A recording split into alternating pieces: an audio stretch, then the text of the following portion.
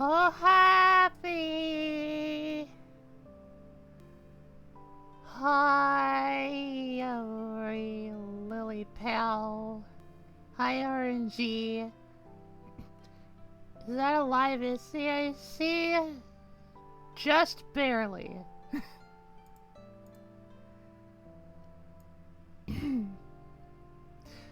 I'm kind of on the eepy side right now.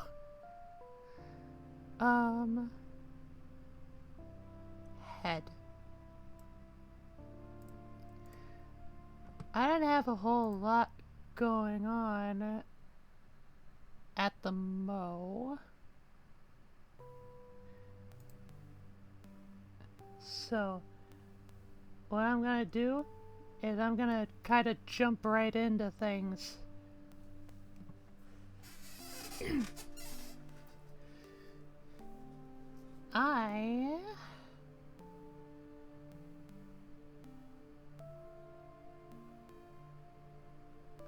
I don't know what I was gonna say. Jumping right in just like a fork, yeah. Yeah. Anyway, today is Wednesday, and I'm streaming because I didn't have library today. But I wanted to do a stream because tomorrow, you know, usually Thursdays are my wild card day, you know. But I'm gonna be busy tomorrow with certain things, certain social things. So I'm doing it right now. We're gonna read more of the Soulstone War, the interactive fiction that I picked up just recently. We're on chapter 5. Let's kind of refresh ourselves a little bit. Our protagonist's name is Chessie. They have red hair. She has brown eyes. She originates from a place called Shadow's End. She has a beloved mule named Hansel. Hansel! And we have a dagger. Traits and skills. We got a little bit of magic. A little bit of persuasion. We're mostly about, combat and wits, though, from the looks of it. For skills. Personality? She's pragmatic, but also kind of playful. Mostly bold, but also a little bit of a pathological liar. Yeah.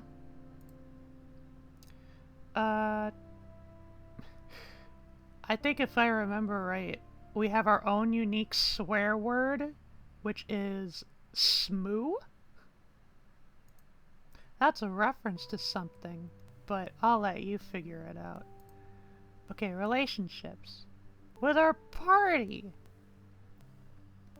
We have Mordecai, a fucking other redheaded hothead of a dude. We're not really interested in making friendships with him.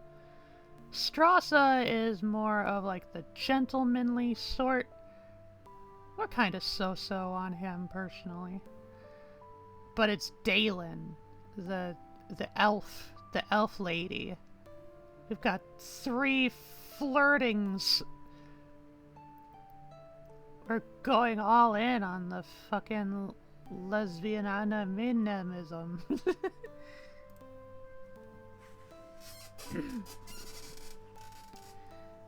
Oh, the lesbi. Yeah. Return to the game. So I believe when we finished off the last chapter, our girl Chessie had a dream And in that dream, she interacted with the story's main antagonist, the big villain that I don't remember their name.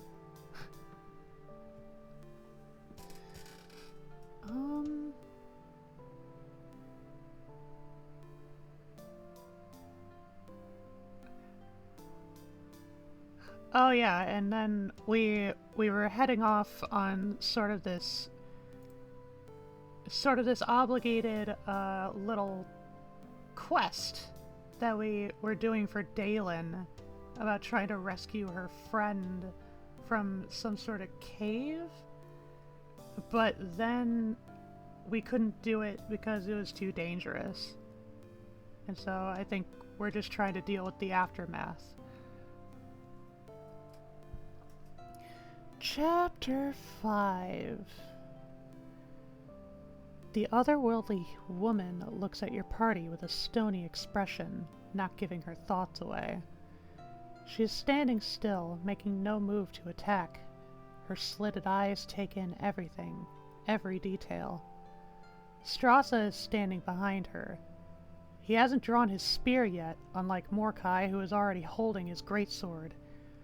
Both men look drawn as taut as a bowstring, ready to defend themselves at a moment's notice. Thankfully, the tension isn't left to boil any longer. Dalen gets shakily up, and you immediately help her. The scaled woman's attention snaps to the elf, probably waiting to see if your party is going to attack her after all. Though to be fair, it's only Mordecai who has his weapon drawn, and even he is not making any rash decisions, waiting to see where this encounter will lead. Oh yeah, didn't I give, like, a halfway British accent for Dalen? Okay. It's alright, everyone, the elven lady reassures you all with a chuckle, grinning before she slowly walks to stand in front of the other woman. And I DC'd. Glad I did nothing to rid the disconnect note. Man, I don't even... there's nobody else in the house right now. There's nobody else to use the internet, and I'm still having troubles.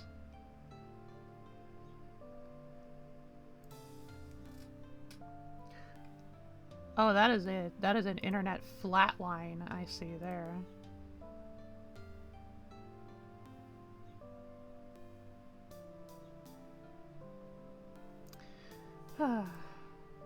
Sigh. And I'm back. That was kind of a sudden, hard flatline for my internet just now. I was just griping a moment ago about how there's nobody else in my house to use the internet. So I don't know why I'm having troubles. I always got my handy dandy little internet note though.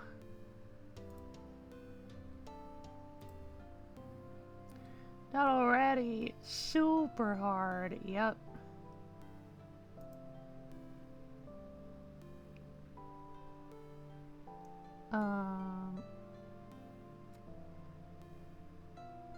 I don't know when exactly I got cut off, but I'm right here. It's alright, everyone, the elven lady reassures you all with a chuckle, grinning before she slowly walks to stand in front of the other woman. Meet my friend Eledwin, a child of the gods. Her words are met with silence. Did someone say Elden Ring? Elden Lady. Silence from you, from Mordecai and Strasza. Even Hansel has stopped braying. A child of the gods. A half-human, half-dragon hybrid. You thought those were all but extinct, hunted down by the humans that considered them abominations. Well, the imposing woman in front of you doesn't look extinct at all. She seems quite fresh, in fact, bursting with vitality and something else. Something that you can't quite explain. Some sort of power running underneath her exterior. Powerful, unnerving.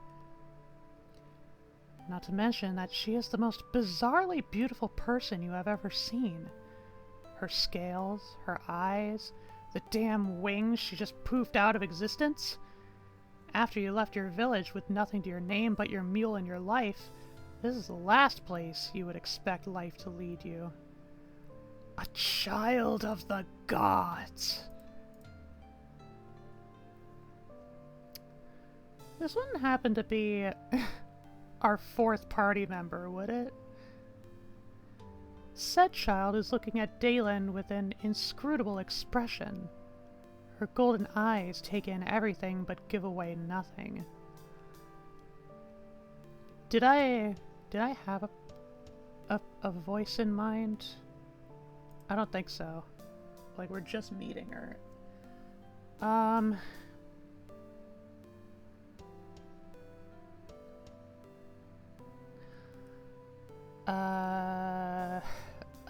Tired brain.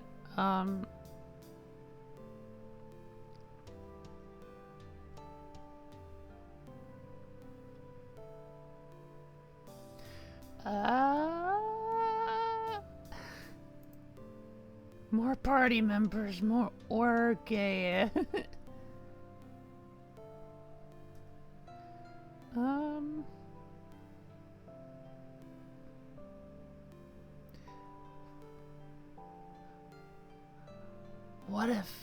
What if I went for like a more raspy tone, like this? Just a little bit. I don't know who you are, she tells Dalen simply. A fact?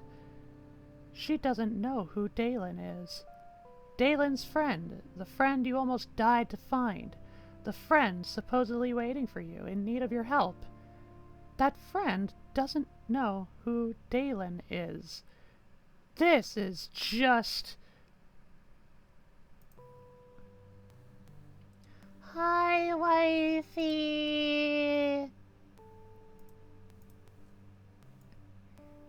Snuzzles you in my bosom. Sadly, I can only lurk tonight, but I love you. I love you! Honestly, I wasn't counting on this being all that long of a stream. And thank you for the trifecta. Oh, and it seems I forgot to get myself any water. I have vanilla cola Zevia. There was only one can of it in the fridge.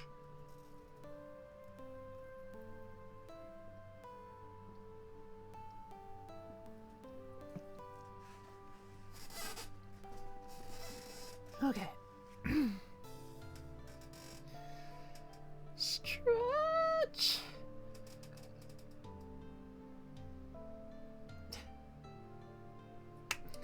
My internet is raising a fuss again.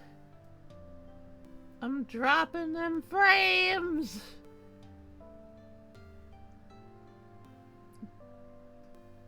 We're in the yeller now, and now we's green. Okay. Back to sleepy reads.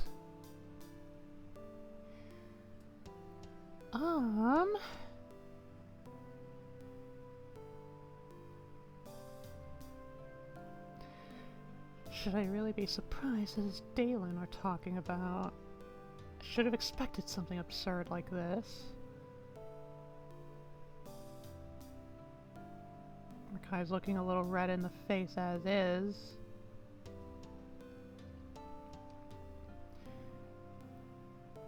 I could have expected it.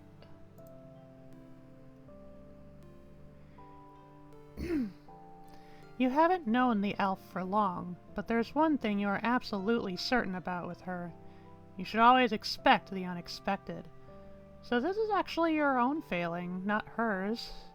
Your imagination was too limited to anticipate this kind of outcome. Had you been more open-minded, perhaps you would have anticipated that the friend you actually came to save is in fact not a friend at all.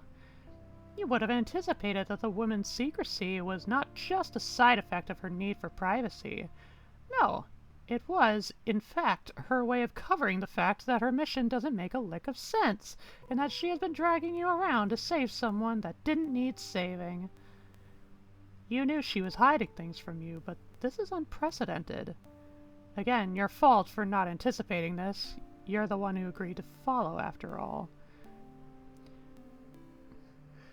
This is ridiculous! Look at the girl! She's on the verge of breaking down! Mordecai accuses, with a finger pointed in your direction. Well, that's rude. You're hardly anywhere near that. No, wait! Hear me out! You do know me, Ledwin. You came to my village when I was still an elfling. Elfling? Don't you remember? We offered you sanctuary. Thorn Village. The elf explains rapidly, her voice tinged with a hint of desperation. The half-dragon's eyes widen in recognition as soon as she hears that name. Her gaze turns sharp, examining the blonde elf with a shrewdness that wasn't there before. The two women stare at each other for a few seconds, and everyone else is silent. You and Hansel included. The moment feels heavy for some reason. Important. A confused frown mars the brown-haired woman's features. Her deep voice, deeper than one might expect, finally asks one very baffled question. Okay, deep voice.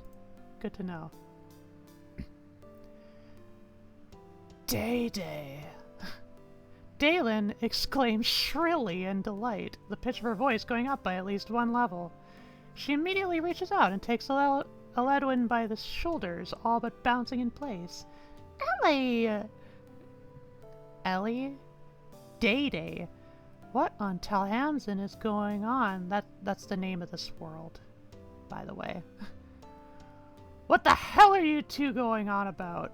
Mordecai voices your own confusion, though you probably wouldn't have phrased it in those exact words. Ellie's unnatural eyes turn to him, and you notice with some amusement that even though she is not returning Dalen's enthusiastic semi-hug, she's not pulling away either. As Dede said, my name is Eledwin. I have business that brought me here to these caves. What is your reason for being here? Is that all elves are pointy-eared bastards? Yes, you are about to break down. Just awesome, sick dance moves.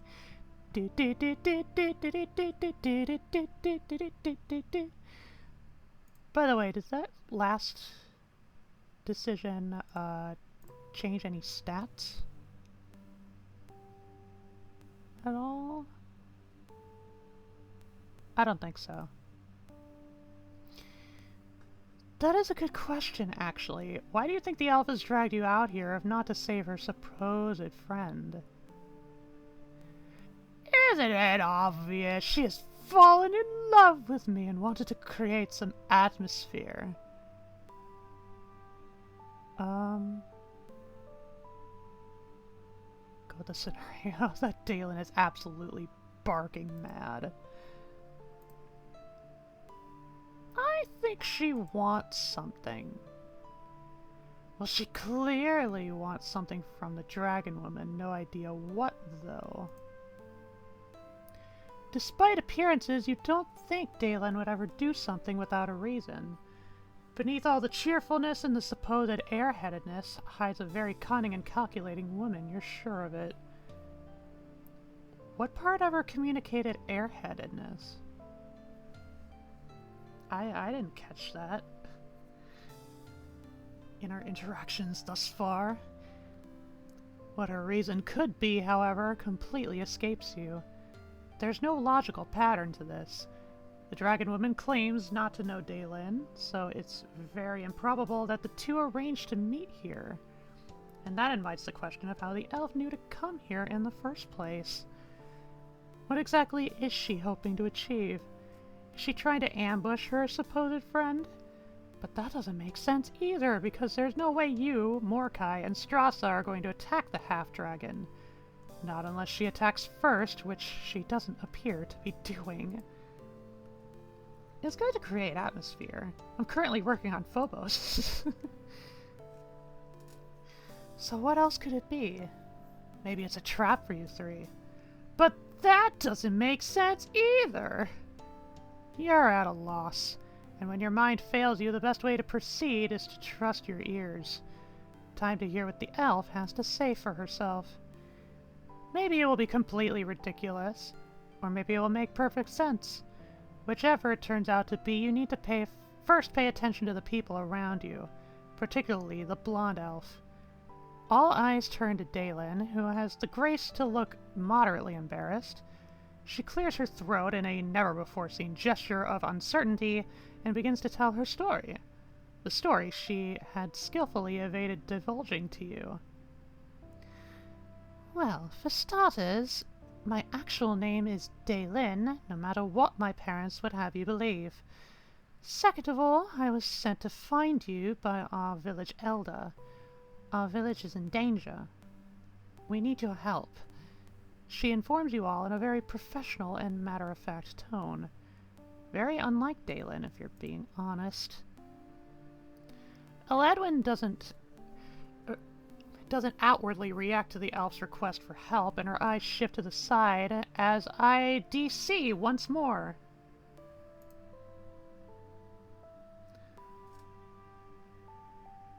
Womp, womp, womp.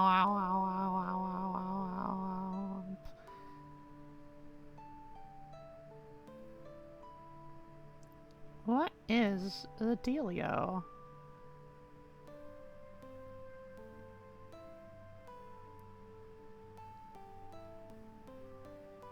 Come on. Come on, you got this! Holy shit. Holy shit, internet. What the fuck could I be doing that's so intensive? Probably the tornadoes?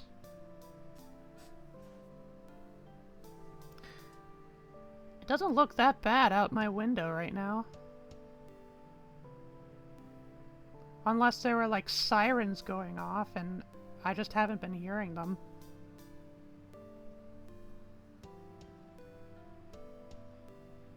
There is an expectation of rain though.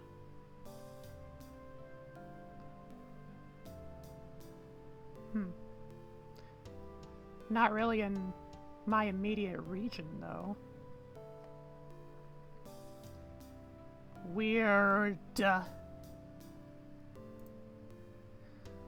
Anyway. Eladwin doesn't outwardly react to the elf's request for help, and her eyes shift to the side as she considers what she has just heard. Thorn Village sheltered me in a time of need. It is true that I owe you a life debt that needs to be repaid. So she operates by Wookiee logic. But answer me one question first. How did you know you'd find me here? The draconian woman asks, raising a questioning eyebrow. Her voice sounds completely neutral, but you can tell that she's suspicious. And who can blame her? None of this makes sense. We have an artifact in my village. The Talk of Seeing. Okay, that is Torque. I was wondering if that was a typo. It allows its wearer to see things clearly and to defend against mental attacks. Our elder uses it to augment his power of divination. He cast a spell using the talk to pinpoint some of your possible locations. You've heard of such artifacts being held by the elves, gifted to them by the gods in times long past. It's one of the reasons elves have withdrawn from human society, hiding their villages and cutting off all contact to protect their treasures from human greed. So you can believe that Dalen's village has one such artifact. But divination magic is finicky and not altogether reliable. It shows what could be, and that is sometimes different from what is. So you basically dragged us out on a wild goose chase that you had no idea would pay off? Mordecai asks in a deceptively calm tone, raising your own doubts and also alerting you to the fact that he's about to start yelling any moment now. If he doesn't outright attack the elf, you should consider yourselves lucky. Dalen, for her part, looks sheepish. She shrugs her shoulders in a what-can-you-do manner. My elder insisteth that I try. Our need is great. She defends herself, her eyes growing distant and hollow for a moment, as if this is a subject that hurts her deeply. And what is it exactly that you need, if I may ask? Strassa questions diplomatically, trying to get to the bottom of this lunacy. Our village has been discovered. We can't stay there anymore. We need to find a new location and move our whole lives there. But it is the artifact that worries us the most. It will be vulnerable while we are traveling. We need Eladwin to help us protect it. No one says anything for a moment. History has taught everyone all too well what happens when an elven village holding artifacts is discovered. Broken bodies and blood soaking the earth, ethereal songs cut short, entire forests razed to the ground.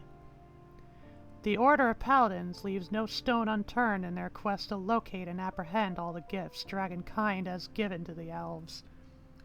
And to apprehend and execute all descendants of the dragon gods, the cause of the gods' demise. And to apprehend and execute all descendants of the dragon gods, the cause of the gods' demise, one of whom is standing right in front of you. Eladwin is looking at Dalen with a troubled expression, if the minuscule frown she is sporting can be called troubled. You get the impression that the half-dragon is not the most expressive of people, so even this much must mean she has taken what she has heard seriously. Or, you know, she's just got them tisms. Which, still very sexy of her. Or at least, you think that's what it means. It could also just mean that she ate something that disagrees with her before coming here. Ascribing emotions to people you know nothing about is an exercise in pointlessness. The woman raises her chin, her golden eyes fixed on the elf. I will help you. I will come to your village and help safeguard your artifact, she says decisively. Mordecai looks at her in stunned disbelief. Hell, even Dalen looks like she's surprised that her request is met with success. You will help her? After this inane story she just pulled out of her butt?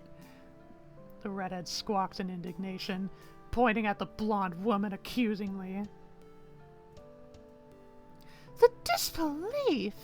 You wound me, sourpuss. I haven't ever lied to you. Why not give me the benefit of the doubt? Dalen cries out dramatically, bringing her hand up to cover her supposedly wounded heart. Eladwin cuts in before Mordecai can tell everyone his opinion about that. Even if it's a trick of some sort, I owe Thorn Village a debt. I need to see for myself if her words are true. But I have business of my own that I need to attend to first, she states without elaborating any further. Strassa cocks his head inquisitively. Does it have anything to do with the reason why you're here? outside a kobold cave in the middle of nowhere, he guesses. The half-dragon nods in response. Yes, it does. And I need to attend to it as soon as possible. So, Daylin, I can meet you at your village when that is... Her words are cut off by an unfamiliar voice coming from a cluster of trees to your right. It sounds feminine in nature, and the tone behind it is anything but friendly. What now? Oh, let's see. I'm sorry, little morsels, but none of you are going anywhere. The voice is soon followed by its owner, a woman who swaggers her way out of the trees, heading towards your group. Hansel brays in alarm, backing away from the woman, her eyes wild. Uh-oh, that's not good, and you can see why. The woman is covered from head to toe in black leather that clings to her body like a glove. She's not especially tall, but her tanned skin and raven hair contrast eye-catchingly with her bright yellow eyes. She must be a hybrid of some sort. A wolf shifter, you'd say, if you had to guess. Her grin as she takes in all of you is especially wolfish, at least. She approaches without a care, looking completely at ease with the situation. You see the handles of twin daggers peeking out from behind her back. Her gaze lands on you, and she cocks her head, closing her eyes and taking a deep breath. When she opens them again, the look she gives you is one of absolute hunger. She licks her lips pointedly and grins, showing off her long fangs. The intensity of her stare is almost too much to bear. What do you do?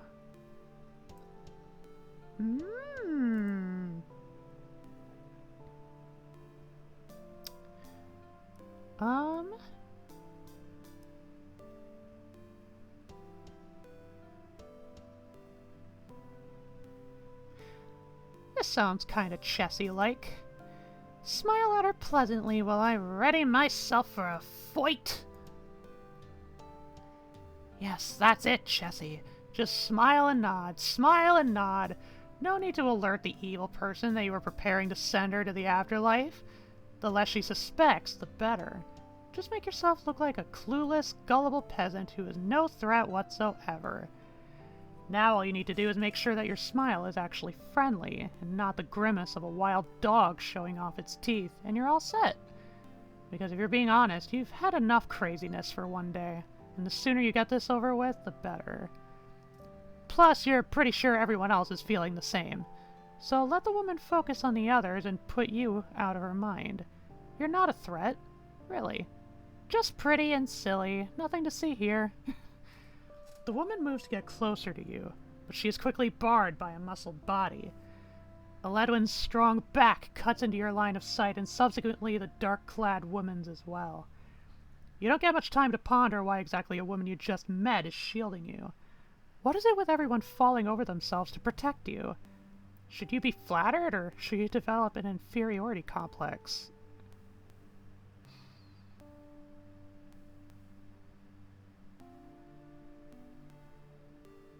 I'm not sure I can really articulate why, but that line just kind of took me out of it a little bit. Inferiority complex for the win!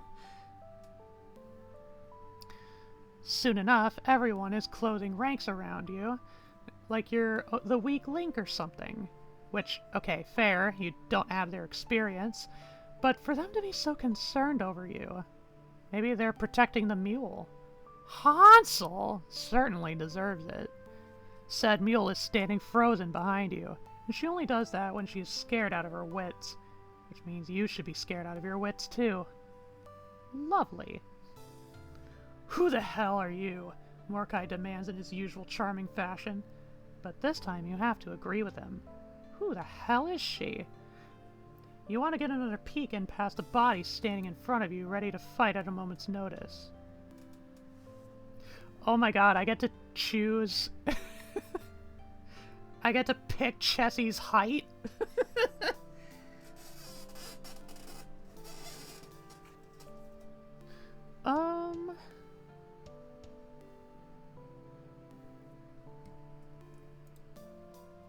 19-foot tall lady!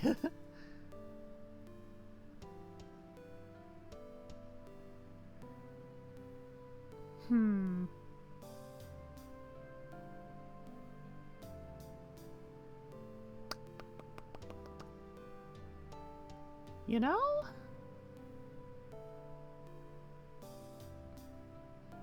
I kind of have to agree, like, being on the taller end and having them do this is kind of amusing. I can easily see over Eledwin's and Dalen's head, which is kind of funny since they're protecting me and all. 6'1" and under. You'd think that your tall stature would warrant some trust in your ability to protect yourself. Aren't tall people usually considered more intimidating and combat-oriented? And Eledwin doesn't even know if you can fight or not. Although, yeah, she's a half-dragon, so she's a lot stronger than you. That's a fact. Still, it's kind of amusing to watch. The stranger, for her part, doesn't look concerned at all that she has 4 people ready to spring at her at the slightest provocation. In fact, it appears as though she's ready to deliver that provocation any second now. I am Morny, head seeker to the Lord of all, and I'm here to deliver the High King's summons. His Majesty needs to have a discussion with you. All of you. Come with me now quietly, and we'll make this as pleasant as possible, As soon as the words leave her lips, Mordecai and Strauss stiffen up, their surprise and unease apparent to all. Not that you can blame them. The High King wants to talk? To you? What on Talhamson for? The only thing of worth you have is your mule, and she is not for sale, thank you very much. Mannercall wants to speak to us. All of us? What for? Strauss echoes your own questions, his hand twitching, probably trying to restrain himself from attacking. Mordecai has no such compulsions. His greatsword looks more than ready to go. How easily you invoke the Lord's name. I would be more careful with that if I were you. Speaking of the devil summons him after all. The woman, Morny, warns with an insincere smile, her eyes cold and wicked, but she continues talking without waiting for a response to the implied threat.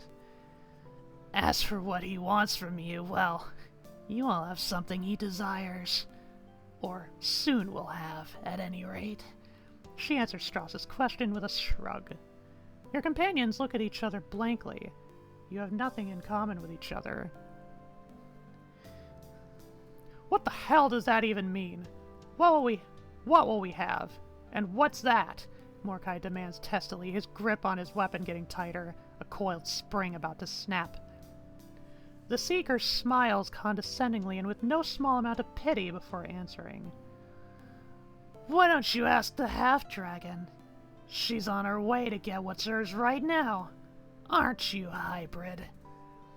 All eyes turn to Eledwin, some in suspicion, others in confusion. There's even a hint of dread going around. You, for your part, are just done with all the suspense. Will anyone ever speak clearly for a change? The golden-eyed woman's brow creases in a frown, and you can see her hesitate before swallowing quickly. Thickly. Her answer turns your brain into mush. A soul stone. I'm going to find my soul stone. Ba ba ba. She said it. Dramatic reverb. You're hallucinating. There's no other explanation for this. You did not just hear the words soulstone uttered in casual conversation. Well, as casual as this conversation can be considered. God, the days keep getting weirder the longer you live. And you thought your village was bad. Oh no. Compared to the situations you've been going through almost daily since you left, you'd say your village is a bastion of sanity and well-behaved people. Yes, even with most of them now after your blood. And at least they aren't spouting off nonsense about tales and legends while they come after you. The Soul Stones are nothing more than folk story than children's tales. Artifacts of mythical power created by the dragon gods and gifted to only the worthiest of mortals.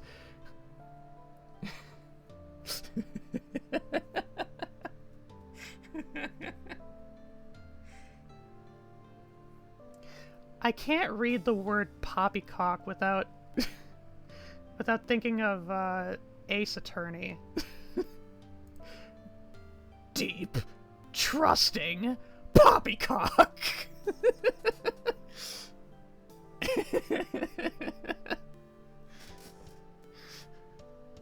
The gods are many things, but benevolent benefactors is not one of them. If you ever meet a god, chances are they'll either want to eat you or sleep with you, or both. They don't go about giving gifts, right? Right? The dominant mood that has fallen over your party seems to suggest otherwise. No one is saying a single word, not even the High King's agent. No, she seems content to just grin smugly, letting the pieces fall into place on their own in your heads.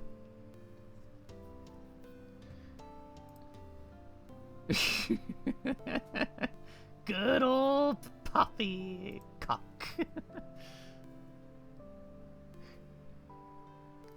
It's Mordecai who speaks first, through clenched teeth and narrowed eyes. His gaze is rough as gravel and holds murderous intent. Let me get this straight. Dalen's so-called friend is off to find a soul stone, and the Lord of All is on her ass over it. Not particularly surprising, since she has a hard-on for soul stones. He has a hard-on for soul stones.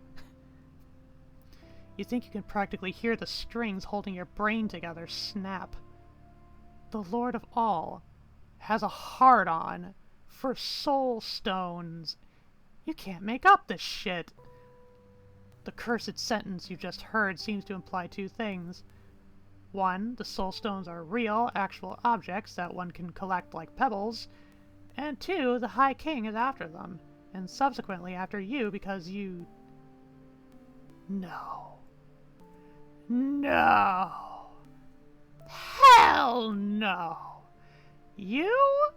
A soul stone wielder straight out of the tales and legends? Get out of here! That sounds just about as plausible as your mule being one.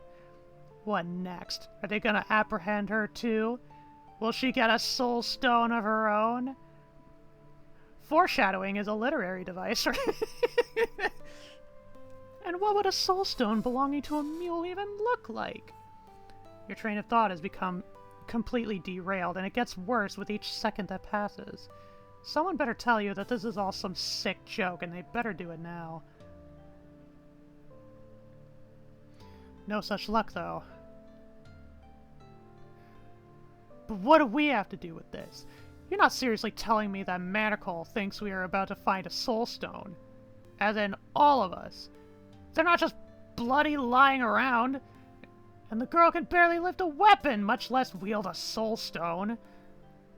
Okay, now this is unfair. First of all, you're sure soul stones aren't that heavy. Or maybe it will morph into a little weapon, like a dagger or a shiv or something. Not everyone goes around carrying greatswords, you know. Besides, you can carry a greatsword. You think? But that's not the worst of it.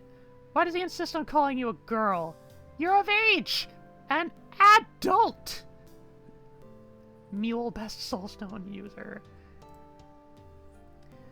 I mean, how could a mule with a name like Hansel not be a representative of power? True power. To become an adult all that long ago, but the case still stands. Been an adult for quite some time, thank you very much. What times it is going on through this man's head? I don't know. I don't know, this generally just kind of seems irrelevant to anything. Just kind of like a superfluous choice.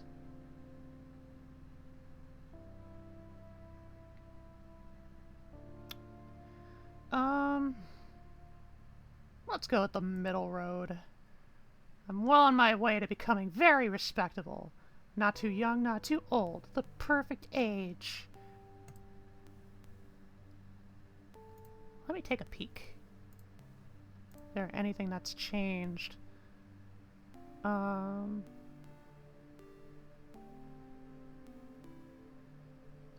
even more deceptive. 2% more deceptive. Character information.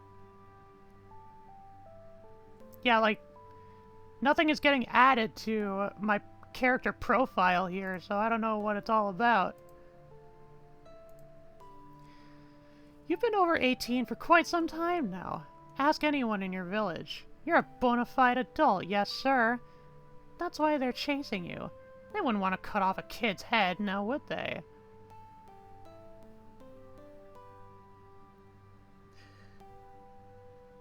Absolute monarchist, or absolute monarch, and pretty definitively, like, villainous in the role in this story. Very kind of like Wish.com Sauron here. I wouldn't put it past him. If you've ever been on a plane, you want to cut off a kid's head. I've only been on a plane twice in my life, and I was lucky enough to not sit next to a kid in either direction.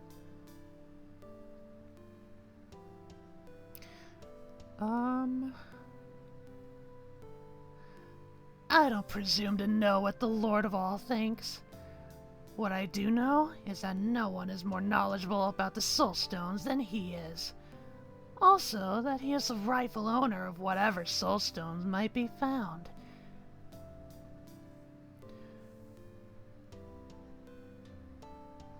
Who is talking right now? Okay, I think it's still Wolf Girl.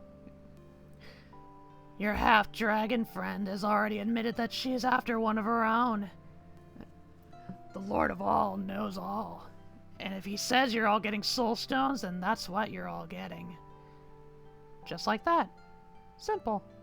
You, Morkai, Strassa, and Daylin are getting soul stones. El Edwin too. Just 5 people who happen to meet. No connection to each other whatsoever. Well, you don't have any connection with them. But if what the woman is saying is true, maybe that will change pretty soon. Because out of all the things you know about your High King, the most important is this. If he turns his eyes on you, run like the wind and never look back. Even if the Soul Stone business is bogus, it doesn't matter. If the Lord of All thinks it's true, then that's all that matters. He's coming after you, Soul Stone or not. At least, if this Morny speaks the truth. But who in their right mind would go around spouting this kind of story unless it was truly, unequivocally true? No one, that's who. So either she's crazy or... hells. So, you're sure all of us, we're about to get soul stones? Daylin double checks, her voice troubled. Her blonde eyebrows are low on her forehead, the frown marring her usual joyful expression. Who can blame her? You heard me, elf. Now I've given you all the chance to come with me quietly. His Majesty will be more positively disposed towards you if you do. If you don't... She trails off, the threat explicit. So this is it. You have the Lord of Bloody All on your tail now.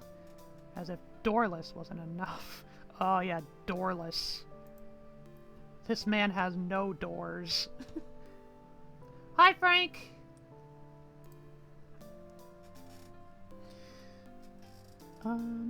But compared to this new development, doorless seems as dangerous as a puppy. You pray to the gods that you will in fact get a soul stone, because right about now, that is the only thing that could possibly save your hide. The damn High King. What the hell? Let me show you how.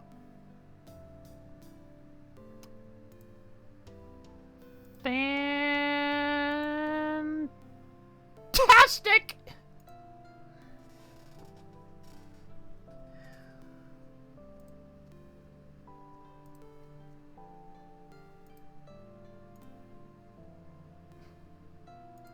Disconnect, reconnect. Internet. Holy fuck. Uh-huh.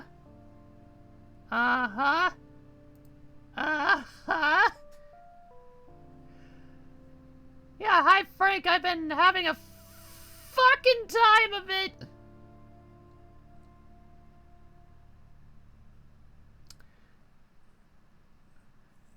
Knew it had to be me. No, this is like the third time tonight. It's the tornadoes. And yet the weather reports that are casually in my taskbar, they do not actually point out the weather that's within my local area. Just kinda somewhere else in my state.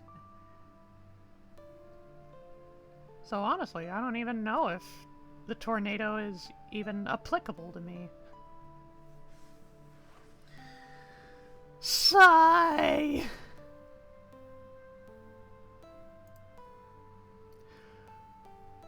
Let me show you how quietly I'm going to go. Mordecai roars at the top of his lungs, his great sword lashing out without hesitation.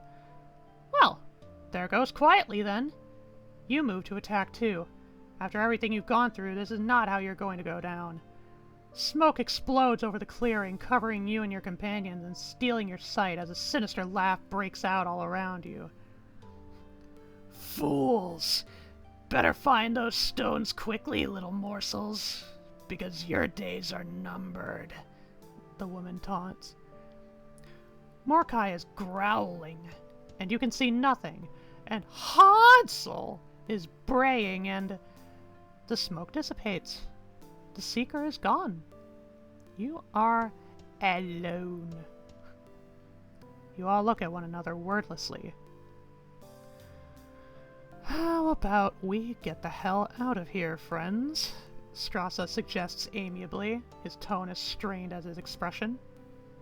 You all move as one, you grabbing Hansel's rein, Mordecai grabbing your cloak and pulling you to the middle of the group as he and Eledwin move to the front and the rear, and Strassa and Daylin at your flanks. Where are we going?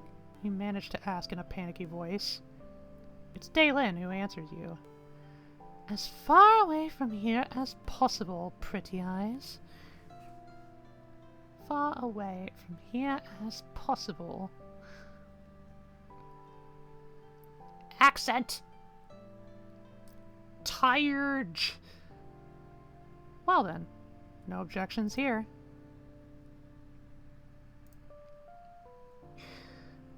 Frankie wants a Froggy! Join the tower.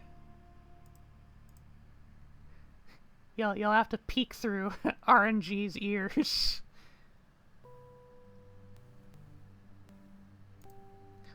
Tower of Power! Well, it seemed to be a correct assessment that... Okay, that wasn't it. But just to confirm... Yeah, Ledwin is a new party member. What does she look like? That's Mordecai, that's Strassa. Cutie honey. Oh, this is Manor Call. Of course he's a fucking chiseled twink. Oh.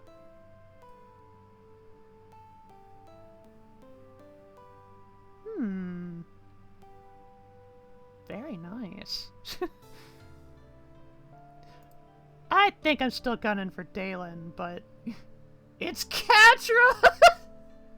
Oh my god, it actually is!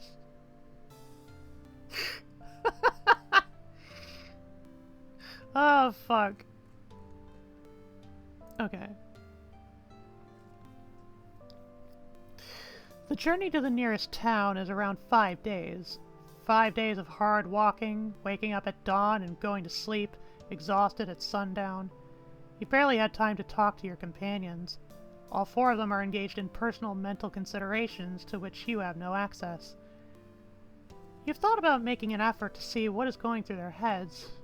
Mordecai is his usual sullen self, and Strassa still smiles kindly whenever he speaks to someone, but his expression is distant. And Dalen's chirping has all but disappeared. The news apparently troubles her greatly. Not to mention that Eledwin is always scouting ahead, only coming back for a couple minutes at a time to tell you her findings before she disappears again. It doesn't leave much opportunity to approach anyone but your Hansel! Should you try to spite all this?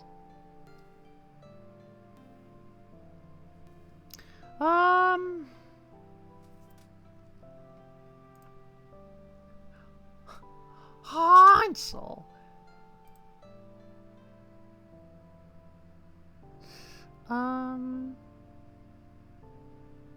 I mean, it's either Dalen or Eledwin, clearly. You know me.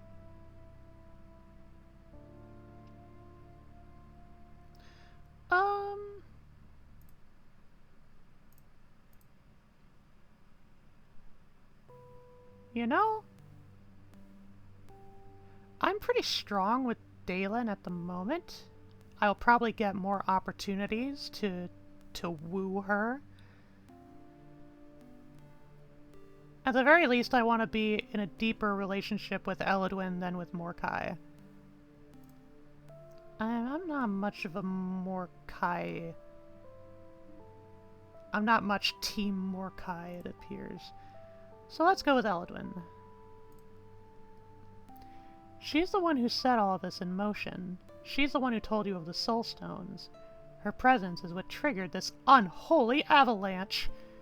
To become a wielder of a Soul Stone. You smack that soldier boy. You smack that soldier boy.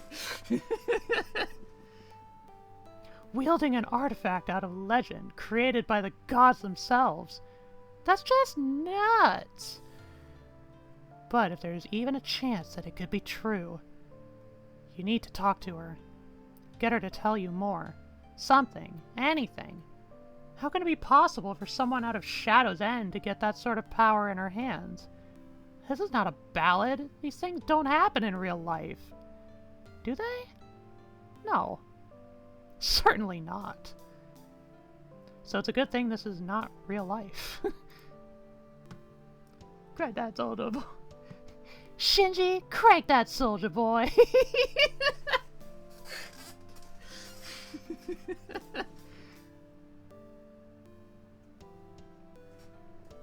A hand on your shoulder startled you out of your musings. Your eyes follow the hand, which has scaly tattoos all the way up to the draconian eyes of the woman looking at you. She was supposed to be scouting ahead. How did she get behind you? Jesse, she says in her deep voice, her golden eyes fixed on you. You straighten your back involuntarily, adjusting your stance. Yes? You ask her uncertainly, caught off guard. You were the one supposed to approach her, not the other way around. There's a hunter's trap ahead of you. Don't step on it. she warns, moving away from you without adding anything else. You are left staring after her retreating back, and she's soon hidden by the foliage. Well, you've learned absolutely nothing. Nothing that could help you figure out what she thinks of all this, what she knows about her own soulstone, how she knows about it. Nothing that could give you a clue about what on earth is going on. Once again, you have to take things at face value with no guarantees or reassurances. Business as usual. You sigh. Maybe you'll get another chance to talk to her before you reach the next town. Giant's Mace, or whatever the village is called. There's still time. Only there's not! Because suddenly you're here! The next stop in your journey. You can't help but feel a little bit excited. It's shopping time!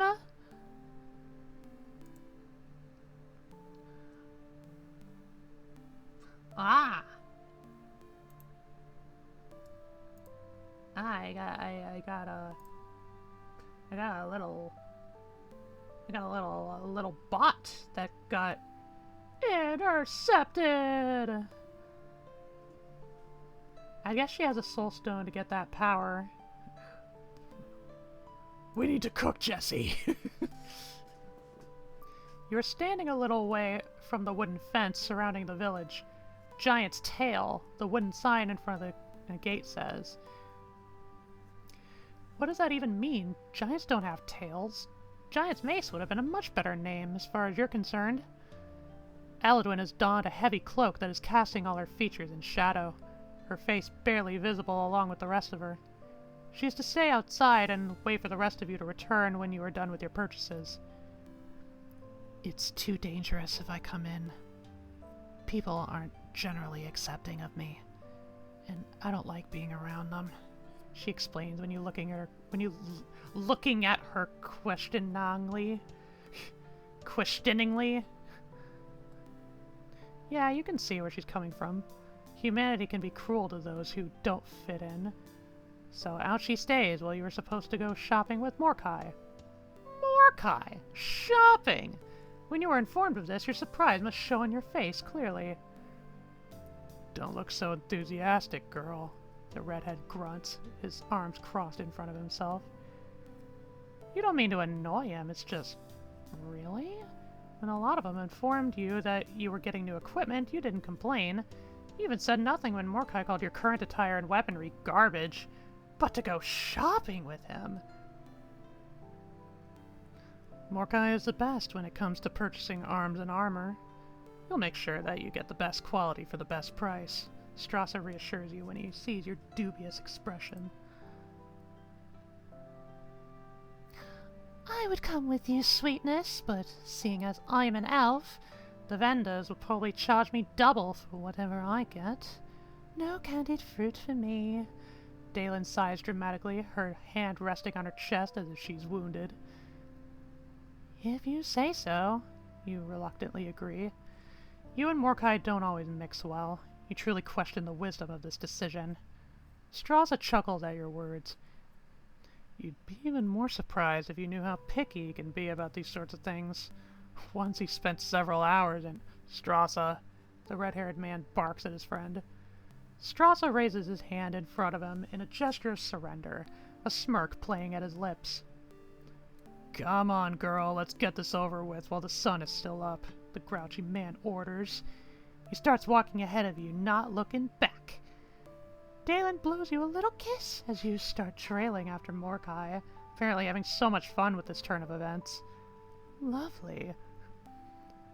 You chance a glance at Eladwin, but she's already out of sight. How does she do that? You follow after the redhead, trying to keep up with his ground-eating strides. I think that's a phrase I might keep in my back pocket. Ground-eating stride. Before long, you are standing in front of what must be a smithy, if the anvil sign hanging outside of the place is any indication. Also, you can hear hammering coming from inside. Mordecai enters without a word.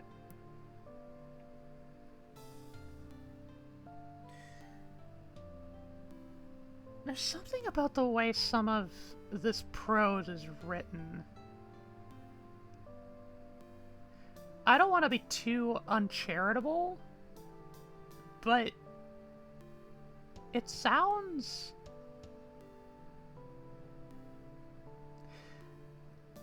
It sounds like it's constantly written with this overtone of sarcasm or snark that's not really all that funny or interesting. In fact, at some point it can get a little bit grating.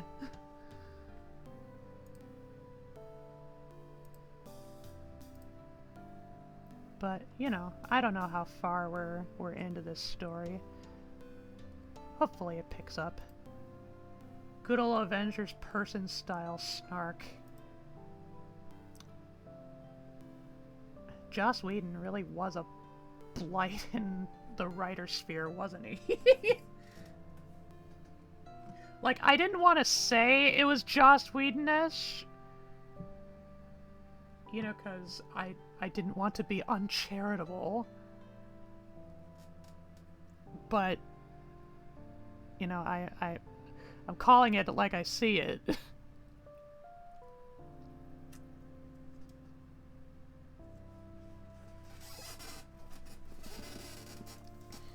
You trail after him with a vague sense of doom hanging over your head.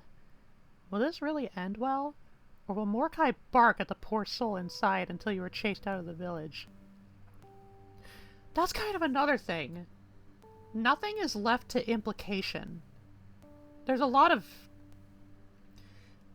like, even in the internal monologue, there's like... or internal narration? It's like there's a lot of telling and not showing. At least that's how it feels. Well, there's only one way to find out. As soon as you're inside, you're blasted with the heat from the forge. This is a village smithy, so the equipment laying around is mostly hose. Wood cutting axes, stuff like that.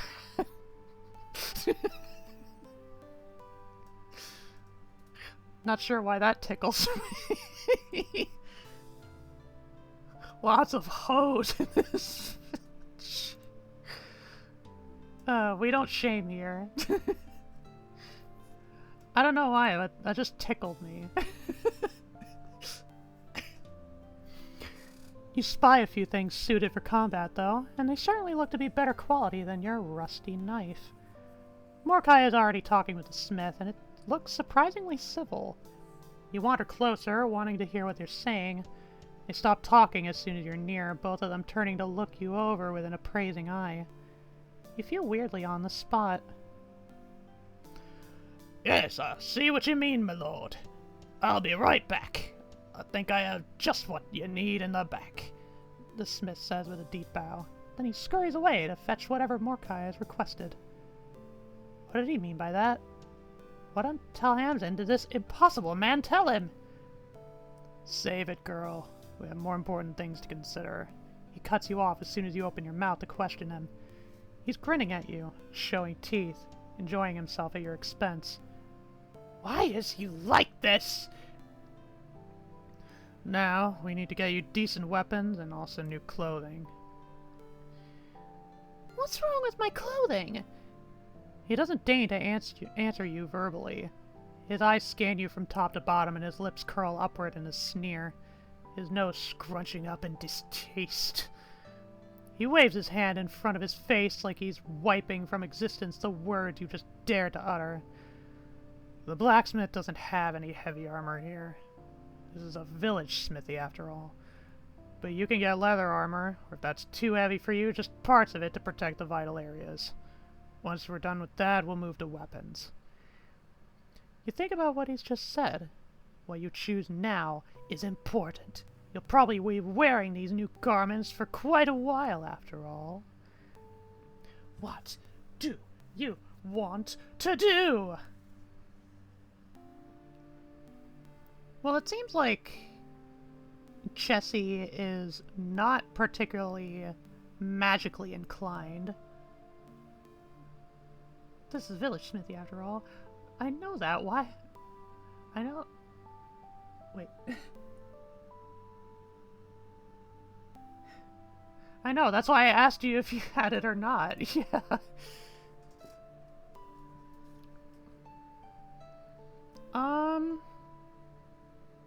That said, we're not really a barbarian type either. We could comfortably sit somewhere between fighter or rogue.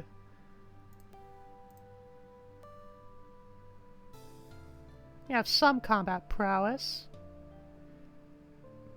We have the most proficiency in wits. A bit on the bold side, but also pragmatic. A bit playful. A playful little rogue. I like rogue. I like rouge. She is very bat. Very good bat. Yeah, let's do partial armor. That sounds good. The full set might be too much to handle, plus you'd like to retain your mobility.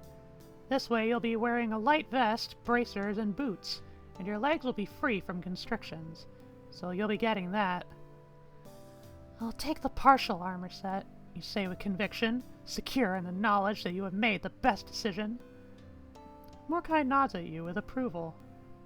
That's probably for the best. Build up your stamina first before moving to the full set.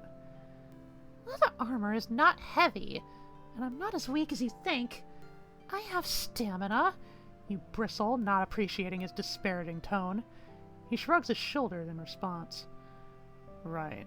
Well, I'm sure your donkey will thank you for your wise decision, seeing as she won't have to carry you around all the time, because your whole body hurts from the weight of the armor.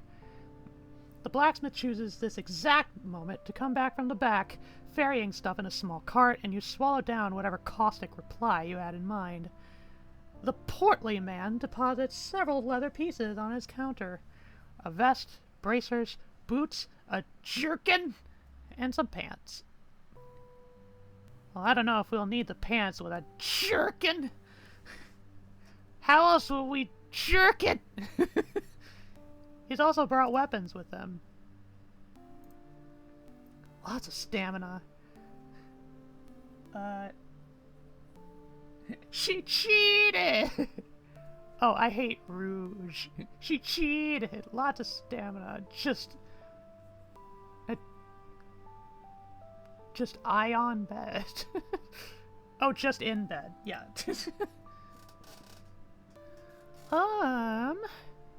You can see a bow and quiver, a sword, and a dagger.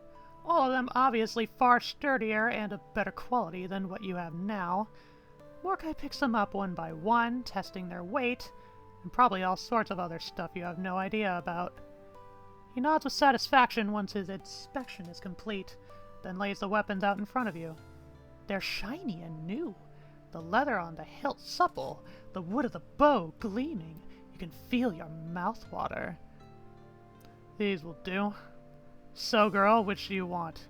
You're getting the dagger either way, so the choice is between the bow and the sword.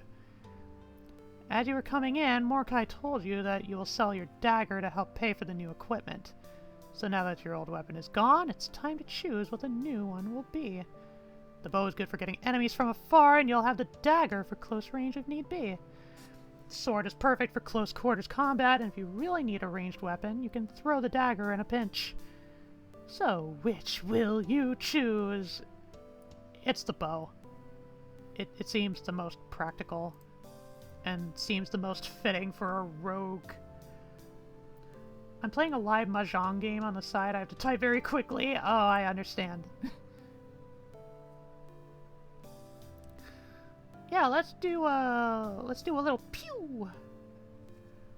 The bow is a better match for you. You're not all that fond of wading waist deep into enemies, fighting on the front lines, picking targets from the sidelines. That's more your style. I'll take the bow, you tell him with confidence. He cocks an eyebrow at you. You? You know how to use a bow. the redhead asks you skeptically. Well, yeah, I grew up in a mountain village full of hunters and herbalists. Of course I know how to use a bow. You throw back at him a bit testily. Where does he get off making assumptions about you? There's lots about you he doesn't know. By some miracle of the gods, he doesn't press further or make any more clever remarks. Very well, the dagger and the bow then, he says neutrally. The blacksmith takes your chest measurement and says you'll have the vest adjusted within a few hours. Mordecai pays for your purchases. Your porpoises. And then the two of you leave the smithy. You follow the redhead as he leads you to the little square where there are a few stalls selling vegetables, food, and various knickknacks. Porpoises. Okay, girl, we have 2 hours before your clothes are ready, but it's best if we don't linger here. See if there's anything you want from these stalls, and go back out to the half-dragon. Don't hang around. Understood? Does he have to be so condescending when he addresses you? You're not a child. It's not like he is some wise old man full of knowledge that he needs to impart on the younger generations. What do you say to him?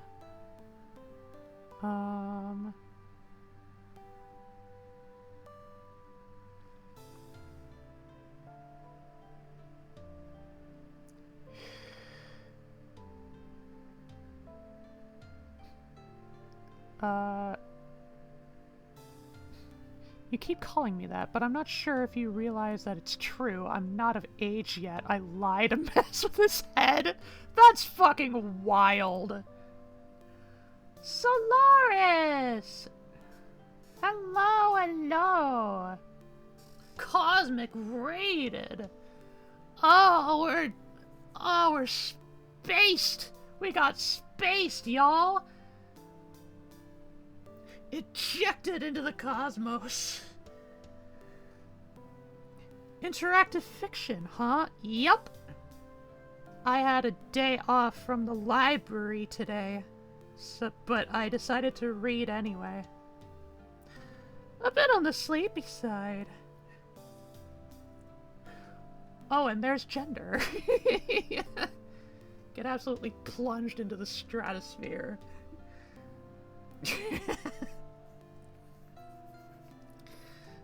But yeah, this is the Soulstone War. It's an interactive fantasy fiction with magic, swords, and MacGuffins, and evil,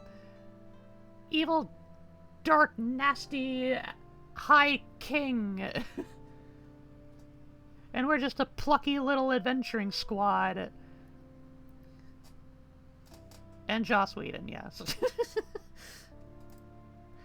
How was your stream, Solaris? How goes your own antiquated tale, as the case may be? You got salt!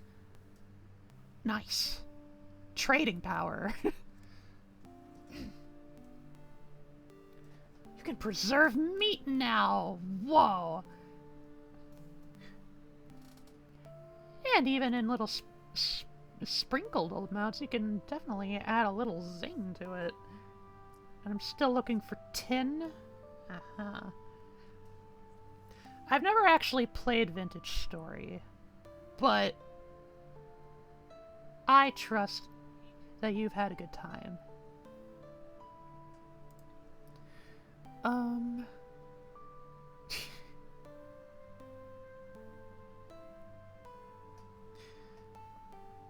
You keep calling me that, but I'm not sure if you... I'm not of age yet. This is fucking wild. Our character, for the record, is in her mid-20s. If you liked Minecraft as a kid, you'll love Vintage Story as an adult.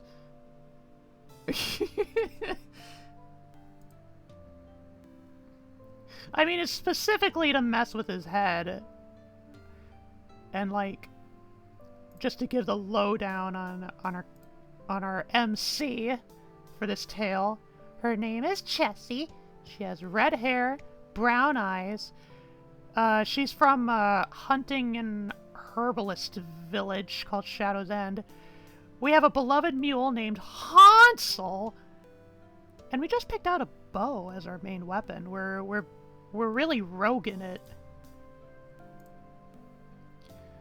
We got some combat prowess, some witticism, leaning pragmatic, a bit playful, kind of bold, very deceptive.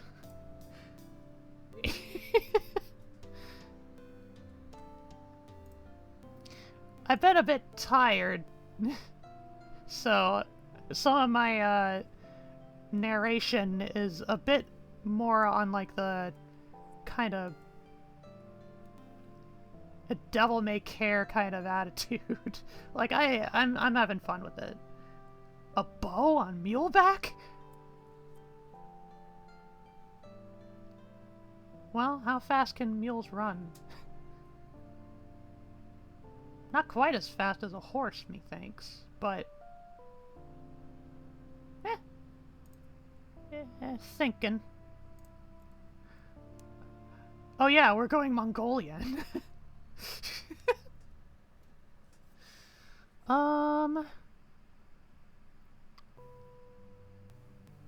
So this is definitely a choice that will boost up one of our personality traits. I really like doubling down on deception, so as wild as it is, this actually seems like it'll be somewhat entertaining. You watch gleefully as the color drains from his face. His green eyes widen comically, taking you in from top to bottom with an expression of horror.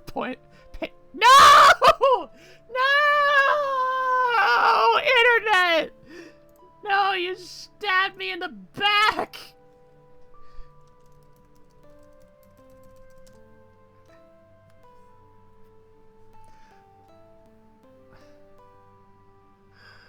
What the hell?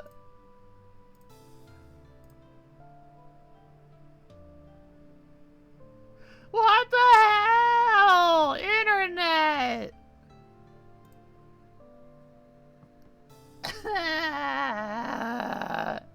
Cries. Yep.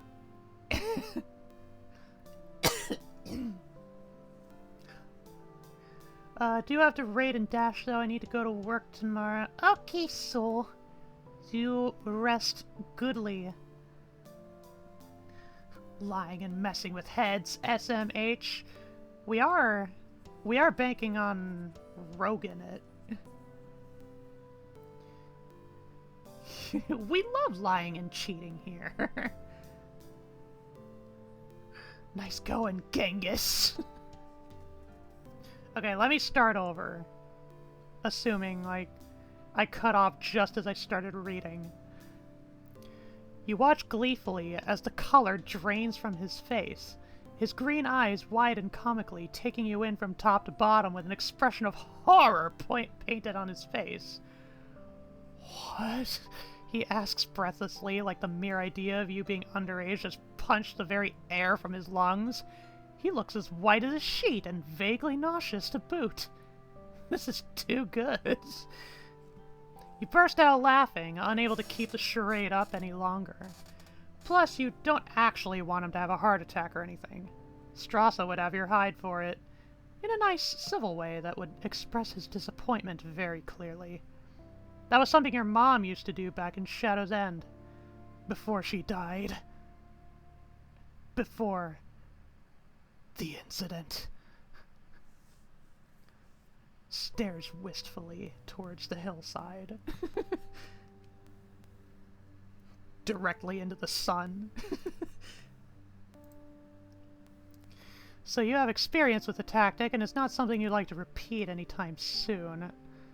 He immediately goes ramrod straight as soon as you start laughing, his green eyes turning murderous. Are you sassing me, girl? He fumes, walking up to you almost nose to nose, trying to intimidate you. It'd be really convincing, too. You couldn't see that faint curl of a smirk pulling at his lips. What do you say?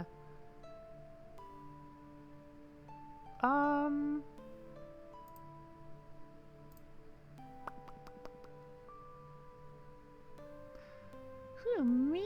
I never.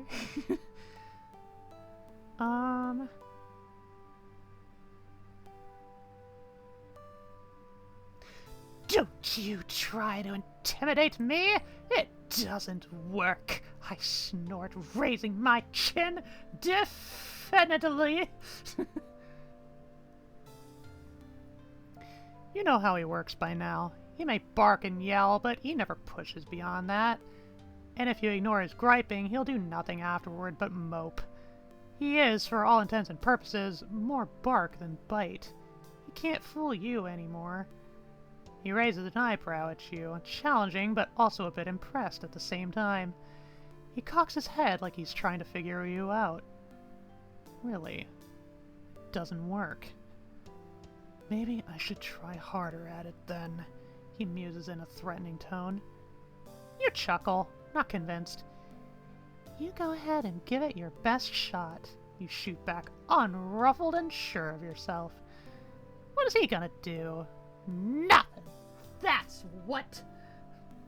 He smirks at you deviously, like he knows a secret you don't, and it makes you doubt for a moment. He can't do anything, right? No, of course not. You mentally shake your head. He's just trying to mess with you. You must not let him get into your head. There are layers here. We are in each other's heads. He doesn't say anything else on the matter, turning his attention to business instead. His smirk drops as he looks at the little market, a small frown marring his face. Then he turns toward you, alert and a bit on edge. Do you have any coin on you? He asks without preamble, and you think about it for a split second. You shake your head in the negative, feeling kind of sorry for yourself. He blows out a frustrated breath. Why did I bother asking? He wonders aloud, taking out his coin pouch. He grabs a handful of coins and gives them to you. These should be enough to get you whatever you want from the market. Don't lose them. And don't stay long.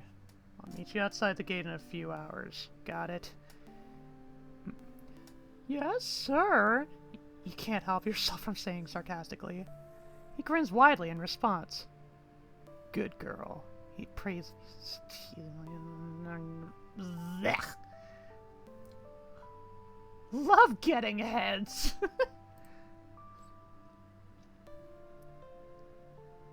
You are left alone in a sleepy square. Relatable. Your chaperone gone to do gods know what. You look around the stall with a critical eye. You have a few coins to spend, so first things first. Dried beet paste for Hansel. The old girl has saved you time and again. She deserves a whole bucket of the stuff, frankly, but for now you'll just get a little treat to appease her. You head to the stall with the food and vegetables, but don't see any beet paste at first glance. So you ask the vendor, and luckily she has some that she uses for her own animals. You tuck the little parcel safely into your satchel, then look at the other goods this market offers. Did you want to get anything else? I can't buy Dalen candied fruit. I can't get fruity with her. Sad. I have nothing! You have what you came for, so it's time to get out of the village and meet up with Aledwin. You're feeling kind of creeped out, actually. It's not exactly something you can put into words, but it's like a kind of itch at the back of your head. Like someone is watching you. You hurry away from the market, your steps nervously taking you towards the gates. You are eager to leave the place behind. And you are right to want that. Hidden behind some trees, a figure with yellow eyes is following your every movement. A dark smile revealing two long fangs hidden behind red lips. The woman's inhuman gaze greedily tracks your path until you're out of sight, a slight shiver going down her spine. You smell so good to her. She licks her lips ominously, her gums itching for a taste of your flesh. Oh, yes. The Lord of all will be pleased.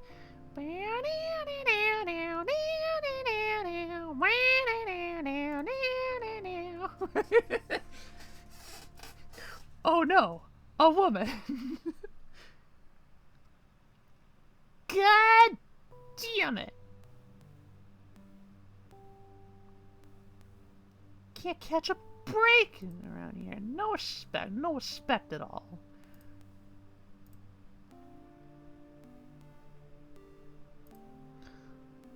No respect at all. I did a fucking little sax impression. Well, I got cut off. This is homophobia! Ah!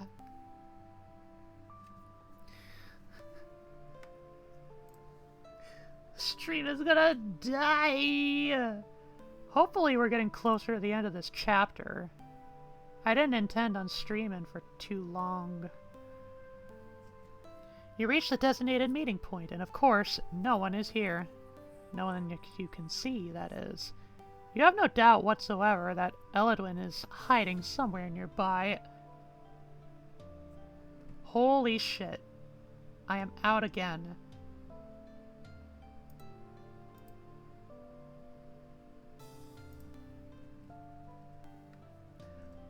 What the abso-totally-lutely fuck?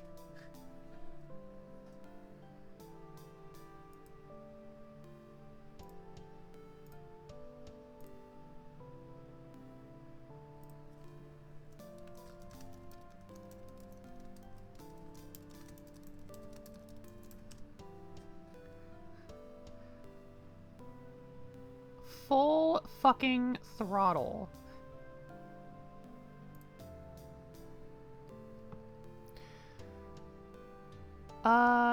Okay. You have no doubt whatsoever that Eladwin is hiding somewhere nearby, and you briefly wonder if she has chameleon-like abilities or something of the sort. It wouldn't be the most outrageous thing you've heard lately. You walk over to Hansel, who had stayed with the Dragon Lady so they could babysit each other. She flicks her ears at you when you get closer, and you reach into your satchel to get her treat out. Had fun shopping with the redhead? A deep voice startles you, coming directly from behind you. You don't jump into the air with alarm, but it's a close thing. A close thing? What? Weird phrase. You whip your head around to stare at Eladwin, who is shrouded under the heavy cloak she's wearing. You scared me! You inform her somewhat accusingly, your heart still beating wildly in your chest. Forgive me, I didn't mean to, she replies seriously. Is your imagination, or do you actually spy a small smirk beneath that hood? What have you got there? She asks curiously, nodding at the parcel in your hands. You look at it yourself, taking a second to put your thoughts together after the scare. Oh, it's dried beet paste for Hansel, you explain. The old lady snorts when she hears her name, her expressive eyes fixed on the cloth-covered bundle. You're very close to your animal, aren't you? Eladwin asks, and you can swear you hear some sort of disbelief coloring your question. And wistfulness, too. Of course I am. She's been by my side all my life and saved me multiple times, you tell her a bit defensively. Hansel is no mere animal. She's family. Ohana. That must be nice, to have someone care so much for you, she remarks, but her voice has no inflection, her words at odds with her tone. You're not sure whether to take her at face value or not. Or, well, hood value, as it were. That's a real fucking knee slapper, that is!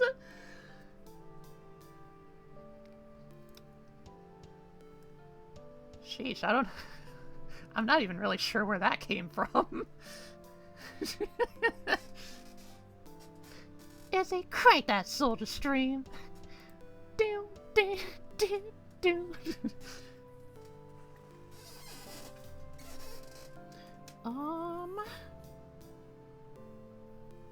Silence. She has stopped talking and is standing next to you, unmoving, not saying a peep. You have her full attention, though. It's like she's waiting for something from you. But what? Questions, maybe? What do you say?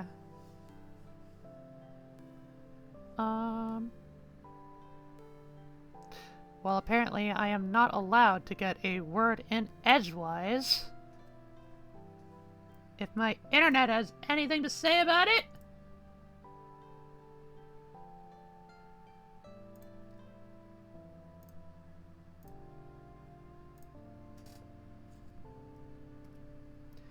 Oh... I am getting really tired of this. I am the only one here in my house.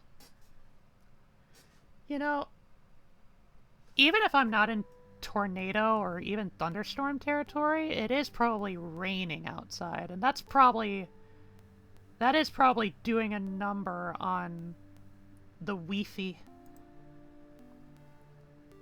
Anyway.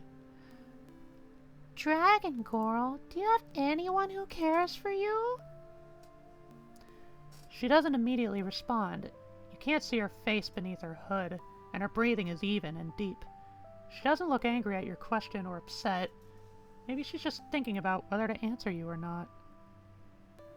No, I don't. I never have.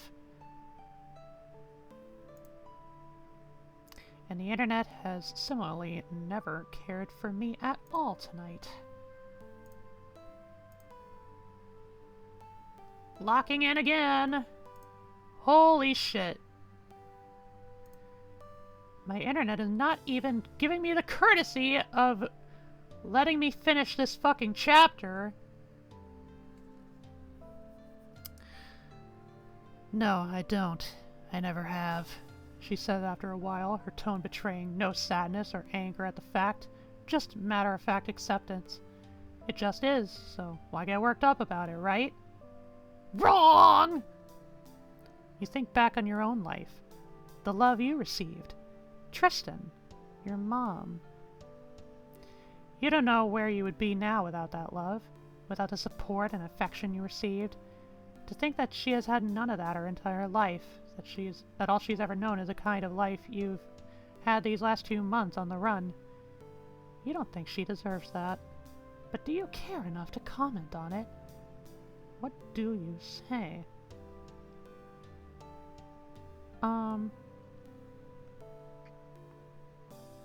Yeah, well, that's just how things are sometimes.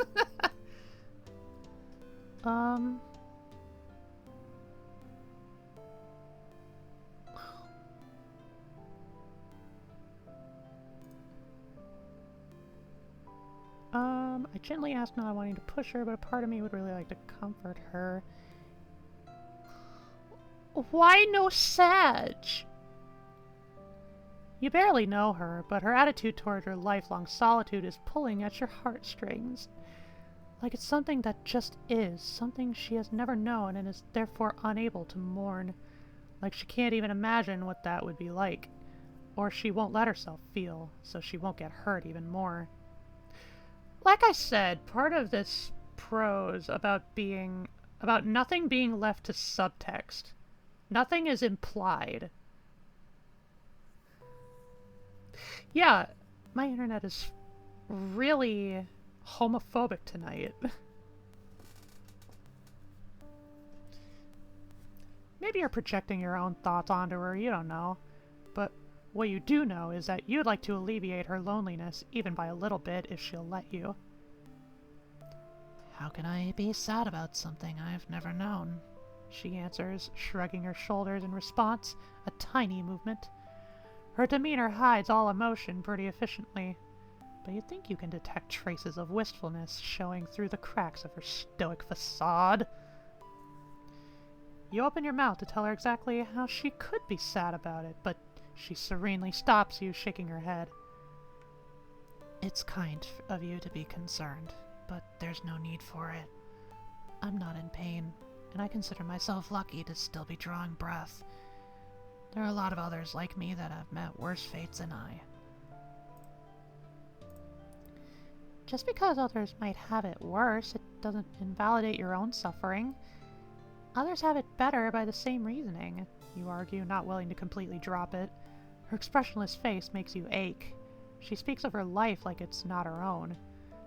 She smiles in response to your words, and it's faint, barely there, but it's still a smile. A victory over those that hurt her. Something that maybe you can work on in the future. Something you'd very much like to see again. You're kind. Don't lose that, she says in a low tone, softly enough that you almost miss it. She rolls her shoulders pointedly, her eyes flicking away for a moment, and you know this line of conversation has ended. No more dialogue tree.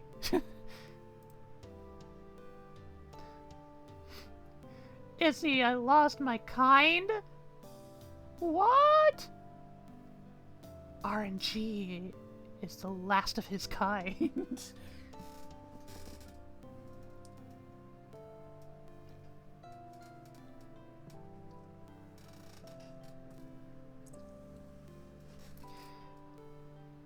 She said don't lose it, and I lost my kind. Oh, the last of his G's.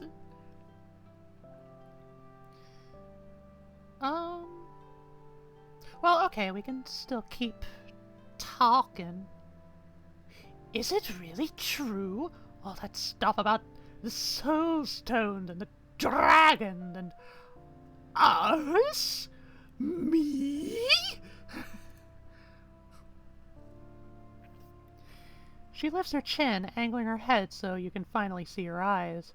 She is looking at you shrewdly, carefully, but you can also see remorse in her golden eyes. Remorse and a touch of sadness. Is she feeling sad? For you? Which possibility scares you the most? That the Seeker and I are lying? Or that we're telling the truth? She probes knowingly, asking the question at the heart of the knot of feelings that almost overwhelms you. Are you feeling elation? Trepidation? Excitement? In the end, it's all of that and more. But the one constant behind all of these is the fear that lurks underneath. What is it that you're most afraid of? Are you even willing to admit that you're afraid in the first place? All these questions and no one to answer them. No one but her. I don't know, I seem to be learning about them every fourth step. They must be real. How dare she?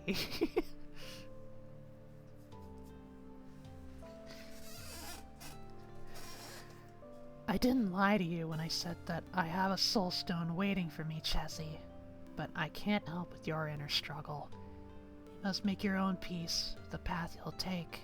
She tells you, not unkindly, but her tone brooks no argument. You sigh. She's right anyway. You're the one who needs to figure this out.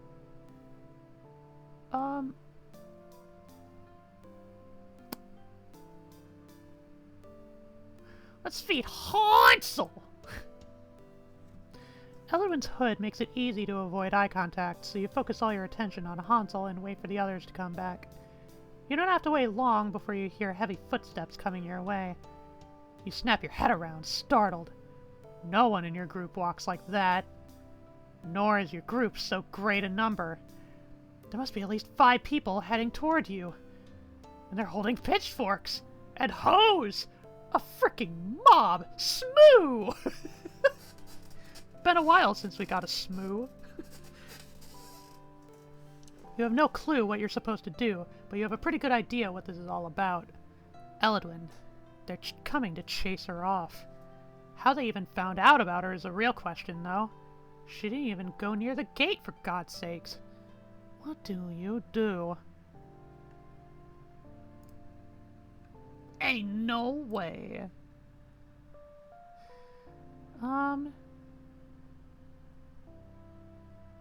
Let's...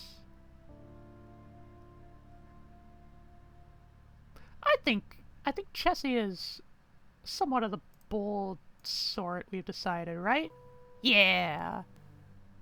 Yeah. We're gonna protect the...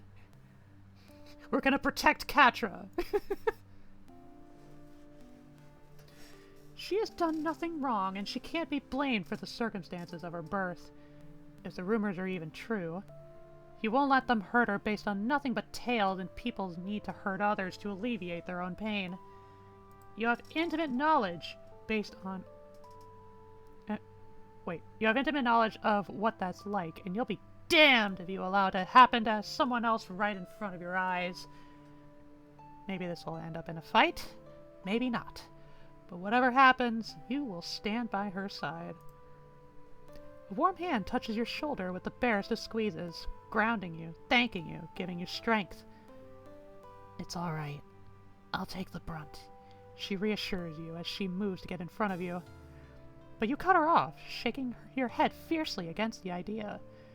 No, you will not, you tell her firmly, and she doesn't try to circumvent you any further. She stays silently behind you, getting herself ready. Here goes nothing. The bastards reach you, their ragtag weapons held at the ready. You see hate brewing in their gazes, their bloodshot eyes seething as they look at your stoic companion. Are the idiots drunk? Are you actually going to get caught up in a drunken brawl with peasants from a village as remote and ridiculous as yours? Abomination! Half-dragon! God killer! We don't want your kind here! The guy at the front, obviously the leader, yells at Eladwin, spit flying out of his disgusting-looking mouth. You tense up at his words. God killer. You meant to ask her about this before.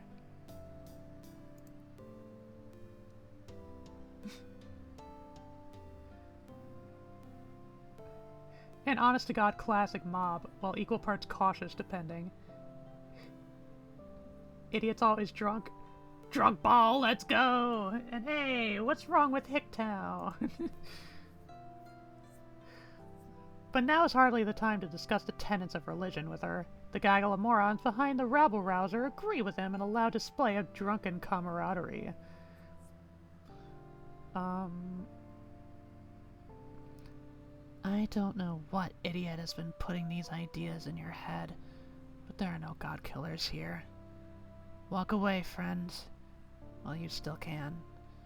The woman behind you warns, no inflection in her voice. It's actually quite chilling to hear these words so simply spoken. It makes you understand that she's serious, dangerous. Here you are, standing in front of her protectively, yet it feels like she's the one commanding all the attention. The wannabe paladin's brow creases with confusion for a moment, his righteous fervor cooling. Maybe he's realizing his mistake, realizing that she might not be what he thinks she is, or maybe he's figured out that if she is actually a god-killer, then he's in way above his head. The real question, though, is this. Is he actually smart enough to think any of that? He looks back at his cronies in uncertainty, looking for support. He gets none. They all look as confused as he does. If you mean to do anything, now's your chance. You could try to defuse the situation, or you could just shut these bastards up.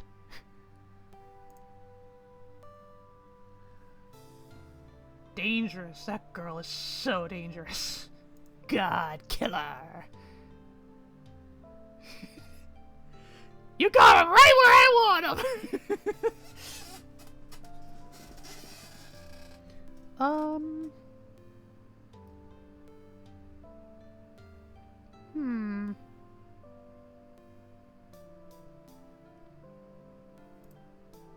I mean, they didn't think the alcohol was giving them powers? Imagine that.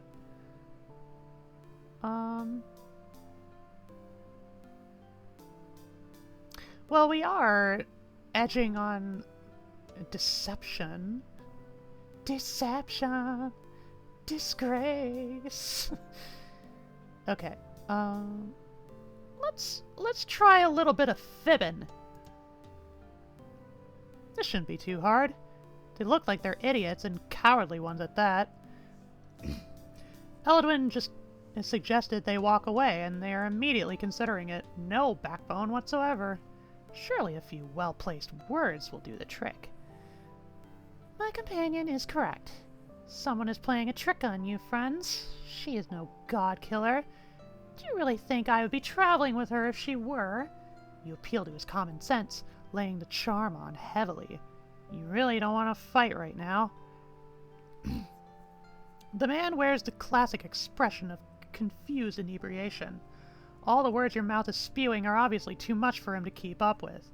How valiant and astute the defenders of this village are.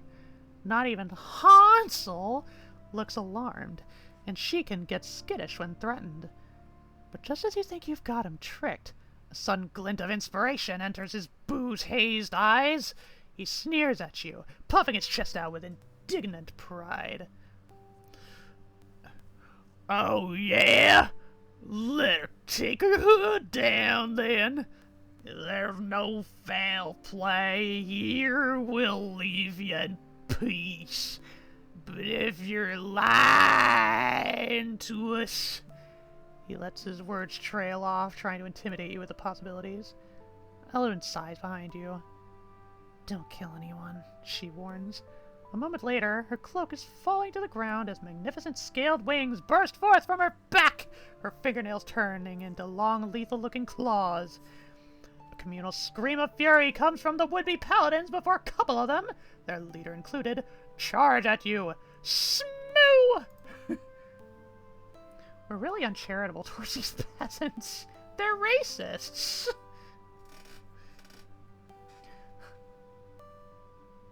I power you the more I dink. Okay. Only 2 options, huh? What? What? All peasants are racist, says the prejudiced. Listen. A lot of my friends are peasants.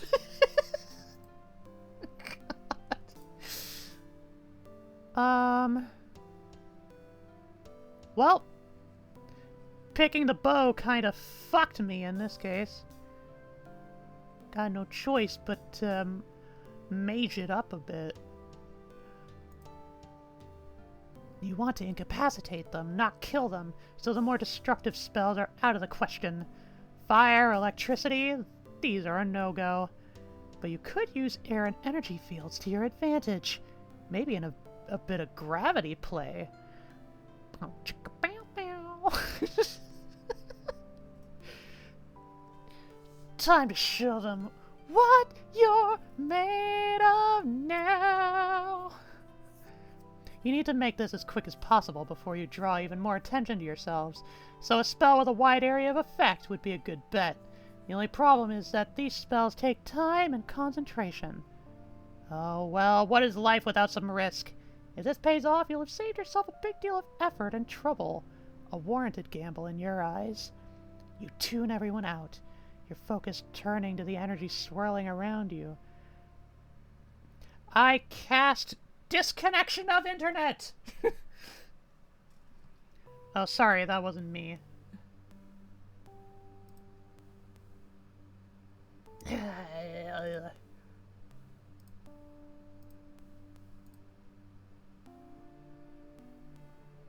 Come on.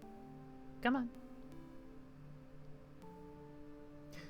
Peasants brought down the stream. I cast streaming inconvenience.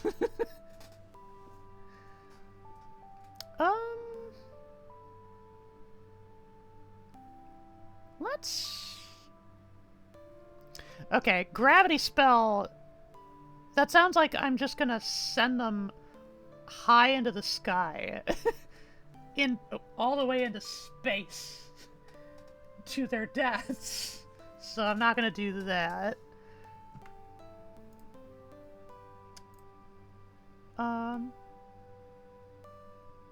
Let's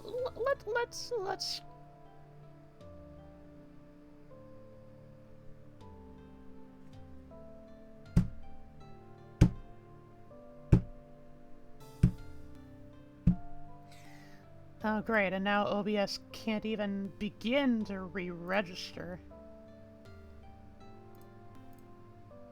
Stream key bullshit, that's fake! And bullshit!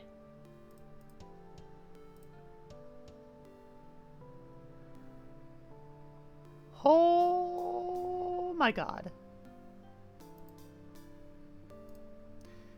Hang on, can I...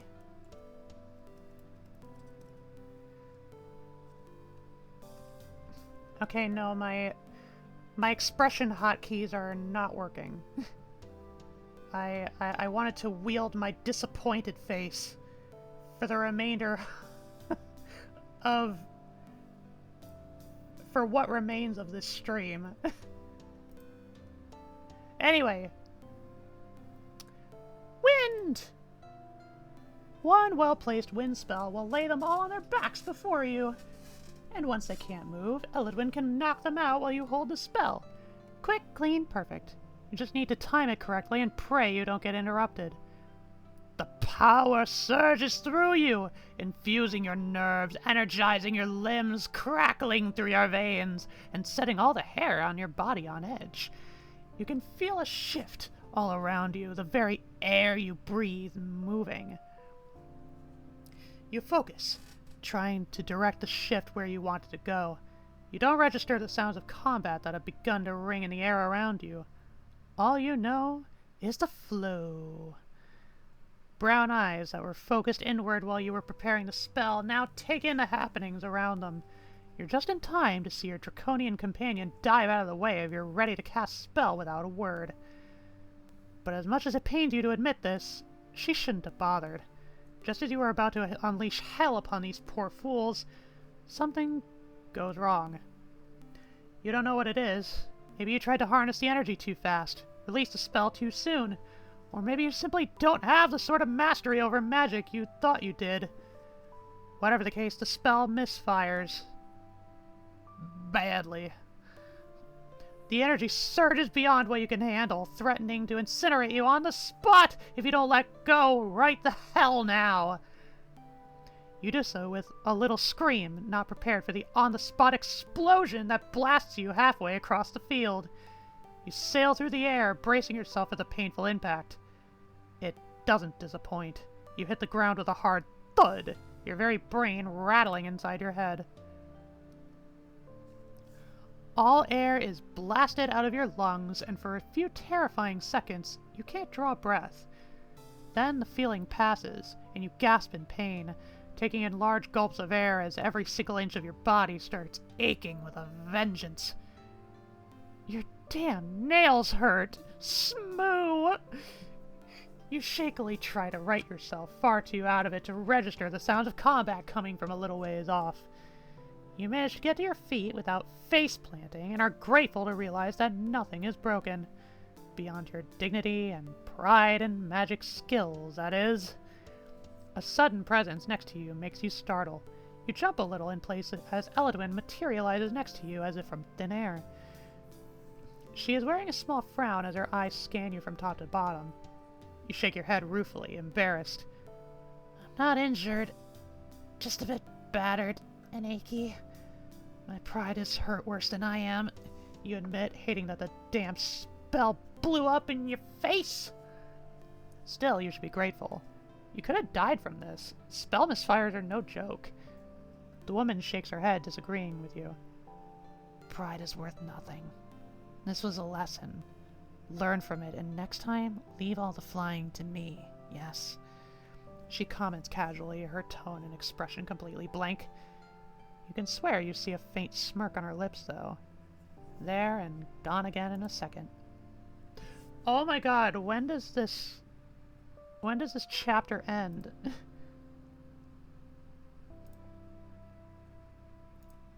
Poop. She nods back towards the village and the bodies that are now strewn around the ground where you used to stand. No one is moving.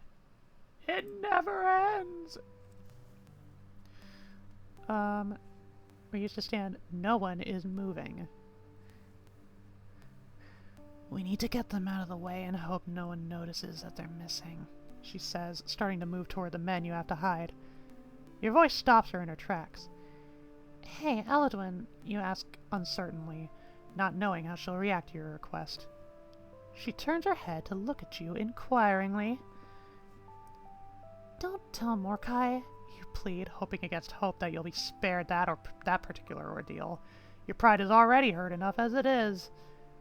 This time you're certain that she smiles, the grin wide and a little bit wicked. It will be our secret, she vows seriously, the words completely at odds with her expression. The mere thought of foiling Mordecai in any way clearly pleases her. Oh dear, he seriously gets on her nerves for some reason that you can't even imagine. Well, at least it works in your favor this time. The two of you start dragging the unconscious men away, and you realize there are only 5 of them. Fewer than you thought at first. 5 against 2. You clench your jaw and try to let go. It's done. They're all out. You hide them behind some shrubbery and then sit down to wait for the others to return. Hopefully these idiots won't be missed anytime soon. There's nothing else to do. Now, you wait. You leave the village as soon as Mordecai and the others are back with the provisions you need. A short explanation of what happened takes place, and then the 5 of you leave post-haste. You keep up a brutal pace, one that even has Hansel tired and in distress. But you can't afford to slow down. Everyone's eyes are peeled for any sign that you're being followed, but there's nothing. No one believes that you have escaped, however. The strange woman at your heels will reveal herself sooner or later. You can only hope that you reach Eladwin's Soulstone before that happens. Night comes, and you are forced to stop and make camp. As soon as you stop forcing your muscles to move, everything hurts to the utmost extreme. You're ready to drop down like a log. You all put up your tents, and after a while you have a nice fire going. The tension of the day drains away minute by minute, and soon enough you can feel your muscles and your thoughts unclench. You are sitting inside your tent, having just finished putting your bedroll in place. You think about spending some time by the fire. You get out of your tent and look around. The atmosphere is relaxed and calm, which is to be expected since Strassa is the only one in sight. Mordecai is in his tent, and Dalen is in hers. You have no idea where Eladwin is. Tension! Tension! The blue-eyed man is sitting next to the fire, and he is holding a small, solid piece of wood in his hands, whittling away at it with a sharp knife. He likes wood carving, then. You wonder what it is he's making, and then think back to your purchases while you were at the market. You think about the dried beetroot paste you got for Hansel and turn your gaze toward her, only to find her already asleep. The poor dear is as exhausted as the rest of you. Probably more, considering her advanced years. You don't want to wake her, so you'll just give it to her in the morning. In the meantime, why not spend some time by the fire? It would do your numb fingers some good. The blue-eyed man looks up as soon as you get close. He smiles at you softly, nodding with his head at the spot next to him, inviting you to sit. You do so without hesitation. Your eyes are drawn to the piece of wood he's holding. It's just starting to take shape, but you can't make out what it is. You look at him curiously, a question obviously written on your face. He smiles and holds it out to you. You take it gently into your hands and stare at it, shocked, disbelief painted on your features. It's a little mule figurine. Hansel! He's carving Hansel's likeness, but for you? Your eyes look up at him again, wide and shocked. staring at him in awe. It's not ready yet, and I don't have the tools to make it as beautiful as it deserves to be, but I'd like you to have it once it's done, he offers. You could swear that he looks a bit nervous, like he's afraid you're going to reject the gift. What do you say?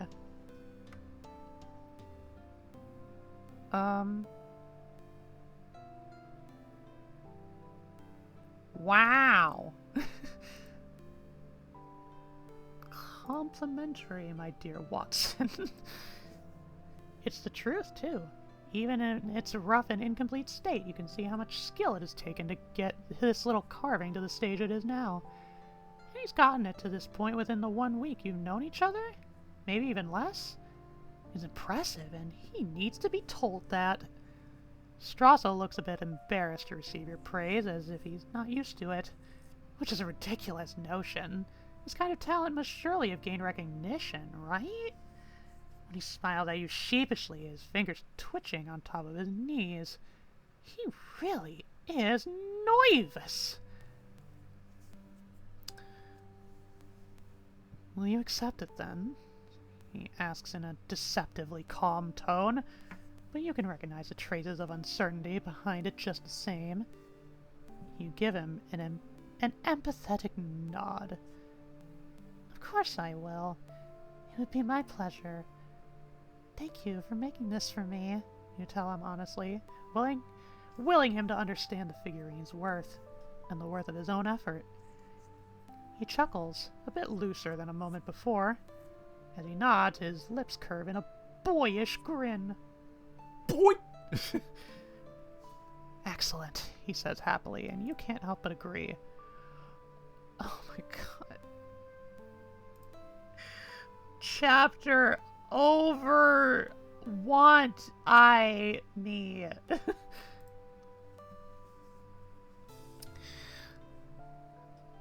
I'll take care of it, you promise him, looking at the little piece of wood with wonder. Your darling mule has inspired works of art. Wait until you tell her that. You're sure she will bray with such excitement. Or will insistently ask for a treat instead, one of the two. Straza smiles at you and nods, happy with your acceptance of his gift. Nothing is out to eat you, and you don't have to run for your lives. It's just you and him talking to each other next to the warm fire. It feels right and peaceful. It's a nice quiet moment. Until it's not. What with Daylin making a dramatic entrance. She suddenly materializes next to you as if by magic. And if you know anything about her by now, then that's probably what she's done too. You startle as you see her, but she pays it no heed, looking around curiously instead. Her eyes fall on Strassa, then flick to you. Aww, are you two bonding? She coos mischievously, her eyes flash playfully. Strassa sighs, but then chuckles in resignation, apparently getting used to Dalen's constant teasing. He holds out his hand, and you give him the figurine back. Wait, is that Hansel?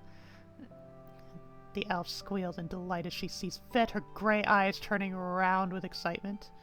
Strassa grins, shaking his head slightly. It is, he confirms, obviously amused by her childlike glee. She coos at the little figurine as if it were a cute baby animal or a child, an aura of adoration surrounding her as she looks at it. And then she swivels her head all around, almost owlishly, her attention suddenly focused on you. She can be so mercurial sometimes. She smiles as she scoots closer. Closer. Batting her eyelashes innocently. Uh-oh. What about you, sweetness? Do you like wood carving? She questions you out of the blue in a sugary voice all aflutter. I don't practice it, but I really like what Strassa's made. You tell them both with an honest smile. Oh. Other character. Oh. Is there something else you like to do in your spare time? The blue-eyed man asks you. Oh yes. Do you have any activities that bring you joy, darling? Any hobbies? The elf pitches in. You smile a bit awkwardly, not used to having people so interested in the things you do. Oh, what works?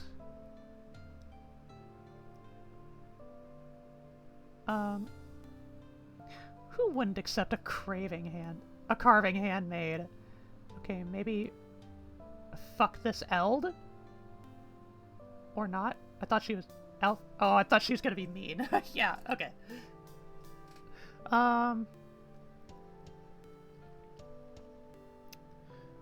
Can't grow plants. Can't go fiction.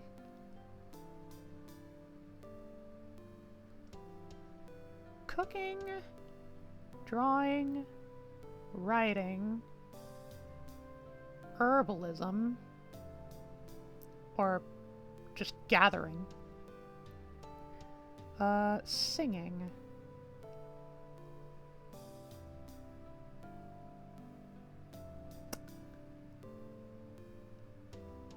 Isn't there... Oh yeah, gotta be riding. Yeehaw!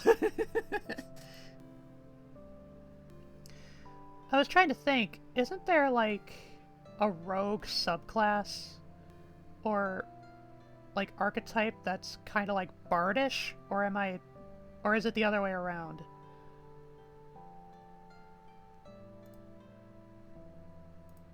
I think it's the other way around. There's a bard with a bard subclass with like rogue tendencies. Or maybe there's a little bit of both. I don't remember. Arcane Trickster Rogue? Maybe?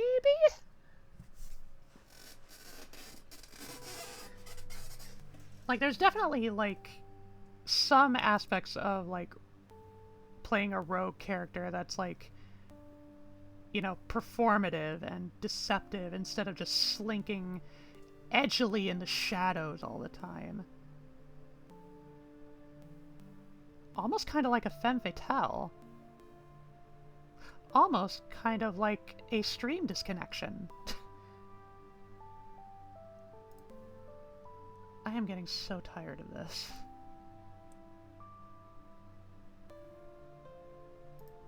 I am getting so fucking sick of this. I was just saying, you know, there's rogue subtypes. Rogue subtypes that function more like, you know, femme fatale rather than, you know, Assassin's Creed. Swashbuckler? That's kind of an in-between.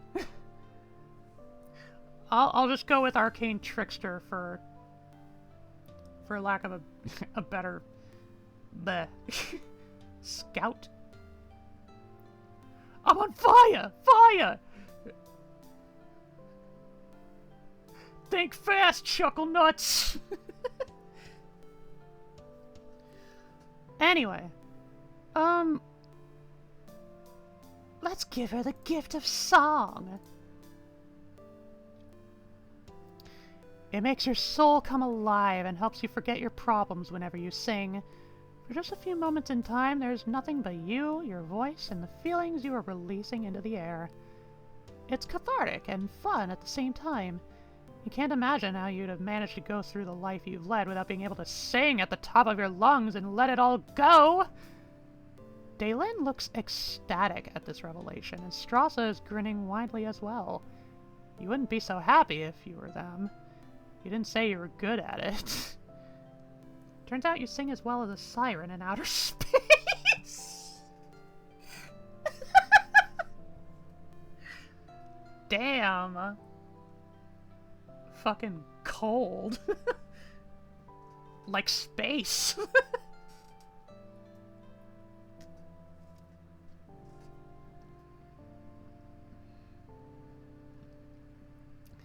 Oh, drums. I should take those. The disconnections have already delayed the end of this stream plenty of times. What's a little more?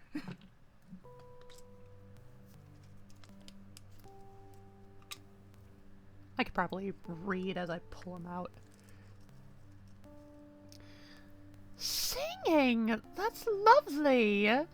The elf exclaims with huge, sparkly eyes. I agree, it's a beautiful thing. I do it myself sometimes, Straza confesses, if a bit sheepishly. Oh, you can sing too, golden boy? Dalen asks with a hawkish interest. So Morkai tells me, Straza replies modestly, somewhat embarrassed. The way the woman's face lights up devilishly spells nothing but trouble. She's about to poke something again. Time for some misdirection!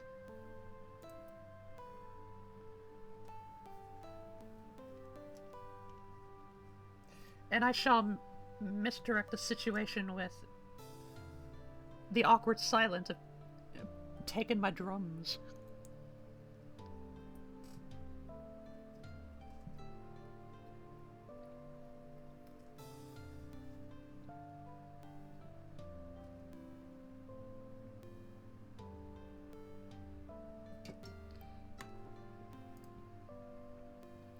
I'm singing in the rain. What about you, Dalen? Is there anything you like to do?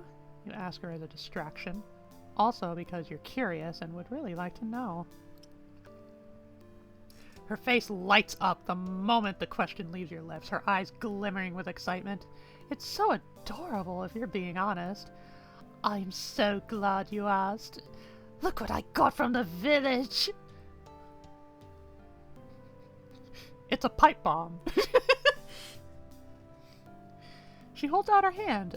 Her fingers are covered in white light, and then suddenly, a flute appears in her palm.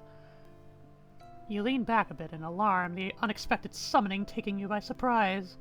The elf is looking at her prize with adoration. That's a beautiful flute, Straza praises sincerely, and he's right. It is beautiful. It is made of rosewood, and it's decorated with graceful carvings depicting flowers and vines. It suits her. It's gorgeous, Dalen, you compliment her. As are you, you think, smiling at her warmly. Yes! Good girl. Good Chessie. I don't have to decide for you to be casually gay now. Very proud of you. Character development. She stole a flute! What a jerk! Lesbianing.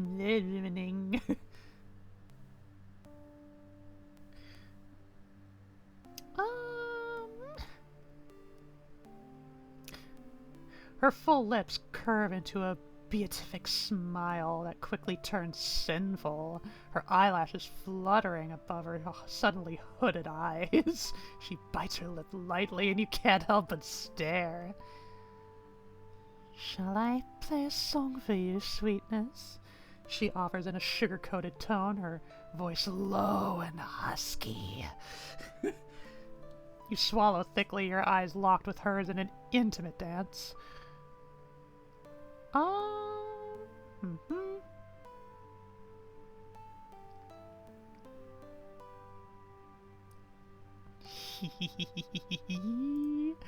Sin! Low and husky good, but high and shrill bad. No. She chuckles wickedly next to you, angling her body and openly pushing herself against your side. Your arm is cushioned between her warm breasts, and her free hand goes straight for your thigh, taking a hold of your flesh and squeezing. Bloody brilliant! Peak fiction!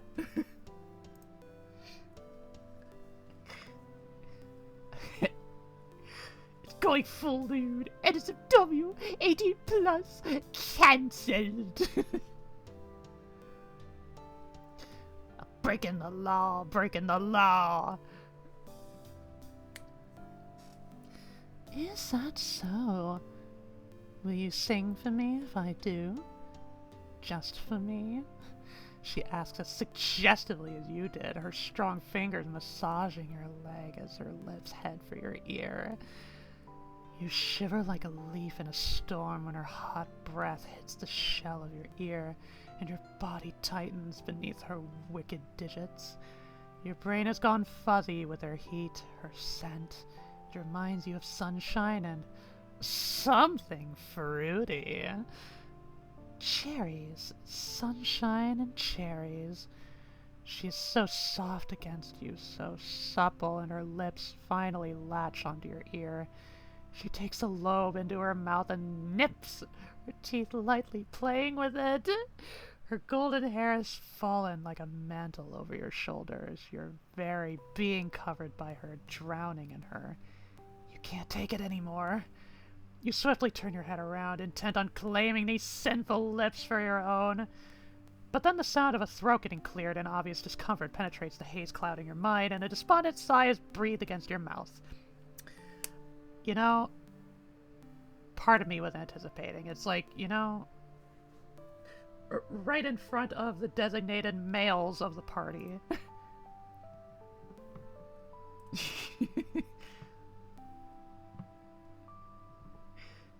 Oh, they fuck it.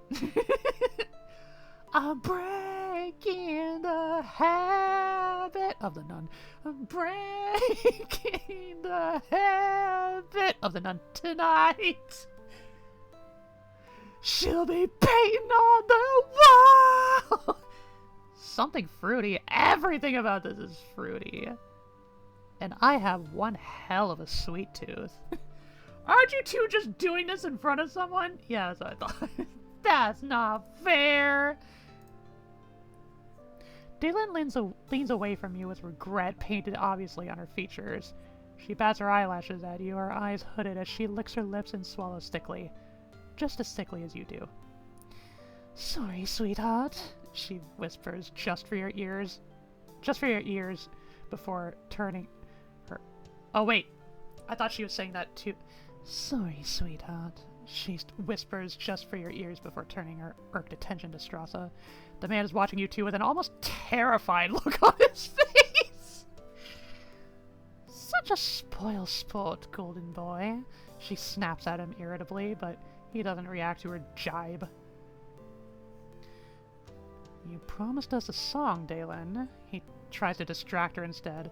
The elven woman sighs, her stormy eyes roaming over you one last time, promising you something.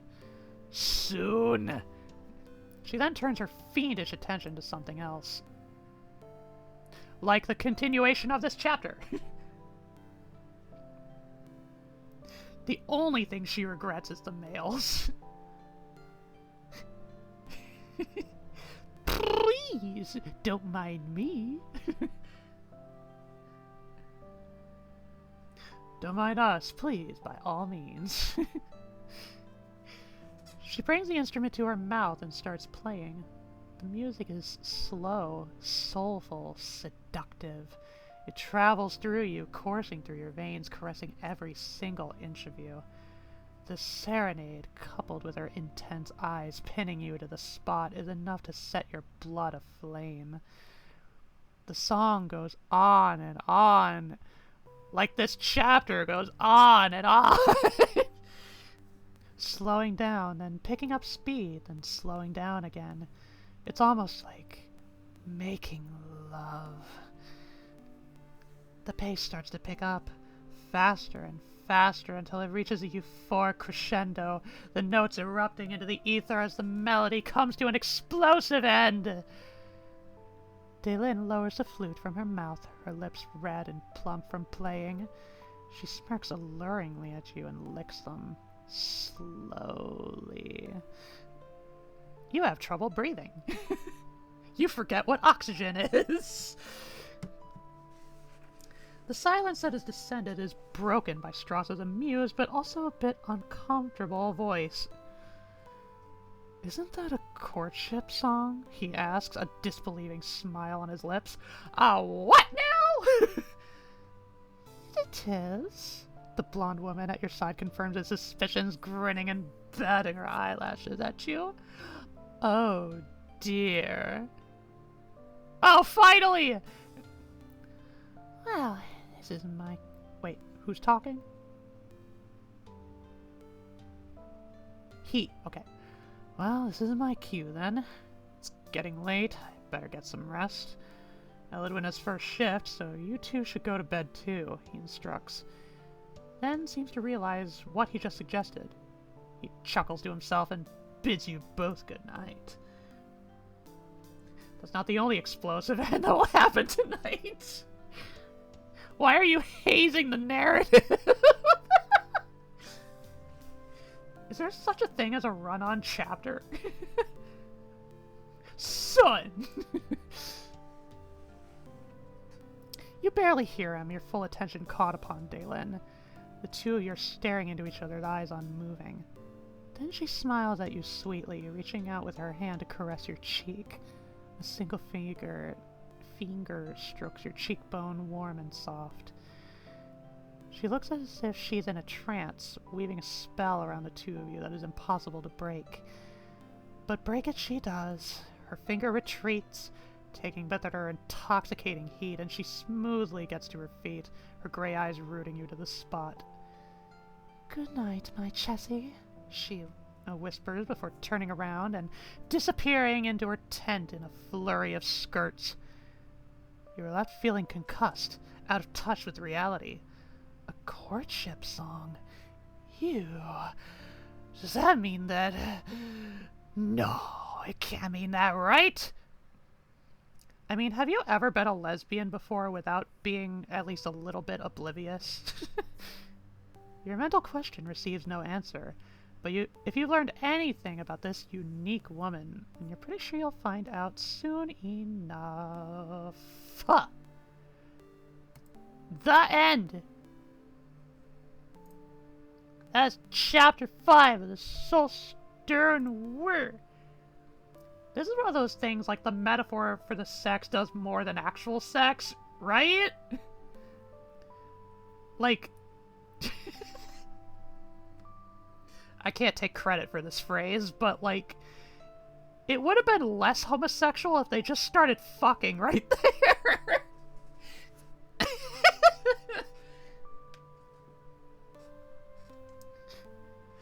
Okay. My Jessie. Clearly it means she's going to take you to court. That's what the song is about.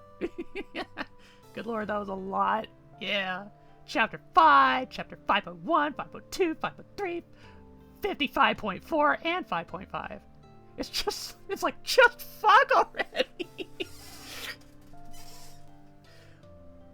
Like, I'll even put the, like, a proper, like, what's it called? Like I'll classify the content, put a content label on it if I gotta. Let's take a quick little passing check over our character development. Chessie, red, brown, Shadow's End, Hansel, bow, shiny new bow. Traits. No magic boost, no persuasion boost. Combat and wits is still the same. Deceptive 60, hell yeah! I think we got a boost in boldness, too. Stoic Playful hasn't changed. I think Pragmatism was always 54, so that hasn't changed. You didn't level up. My Deception leveled up. Okay. Relationships. Well, okay, Mordecai got a boost, but is still at the lowest rung of the ladder. Ha ha! Strasa has a head start on Eladwin just because he's been around longer. Eladwin 20%, but I got a friend Mance point. Daylin at a good solid even 40. Oh my. 4 flirt Mance points. Hell yeah. Very good. Very good. Satisfactory. Any hoops.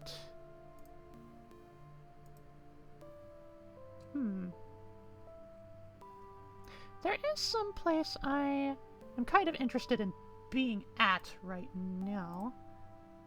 What base is 40% at? Second? Third? Well, if memory serves, we haven't even kissed yet, so... it's just barrage after barrage of fucking teasing and suggesting at each other. It's a slow burn, but with a lot of burning.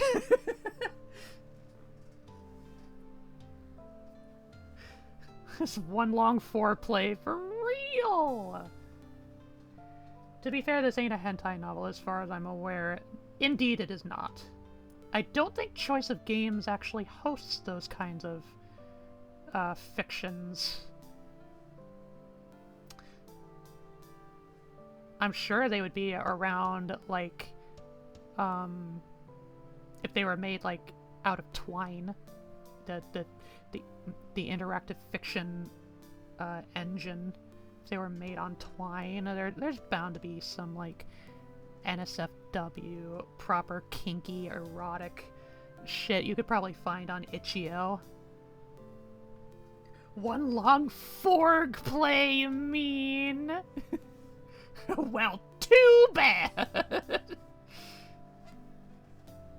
Too bad, we got flute play. Okay. I don't think I'm gonna raid tonight. My internet is already homophobic enough as it is, so I'm gonna call it off here. Next stream is on Friday. I'm still leaning towards Monster Hunter, but it could always change. I love when she plays my flute. Wait a second, that sounds suggestive! The internet was trying to prevent this. True!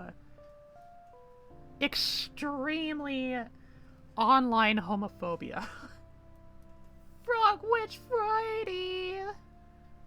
Yeah. Okay. I have a group to commute with this late at night. She harp on my flute till I... splooge? Till I kazoo!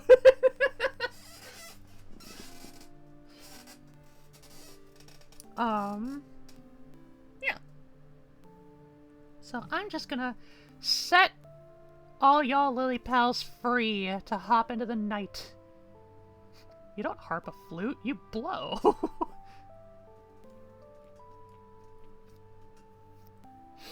Huh.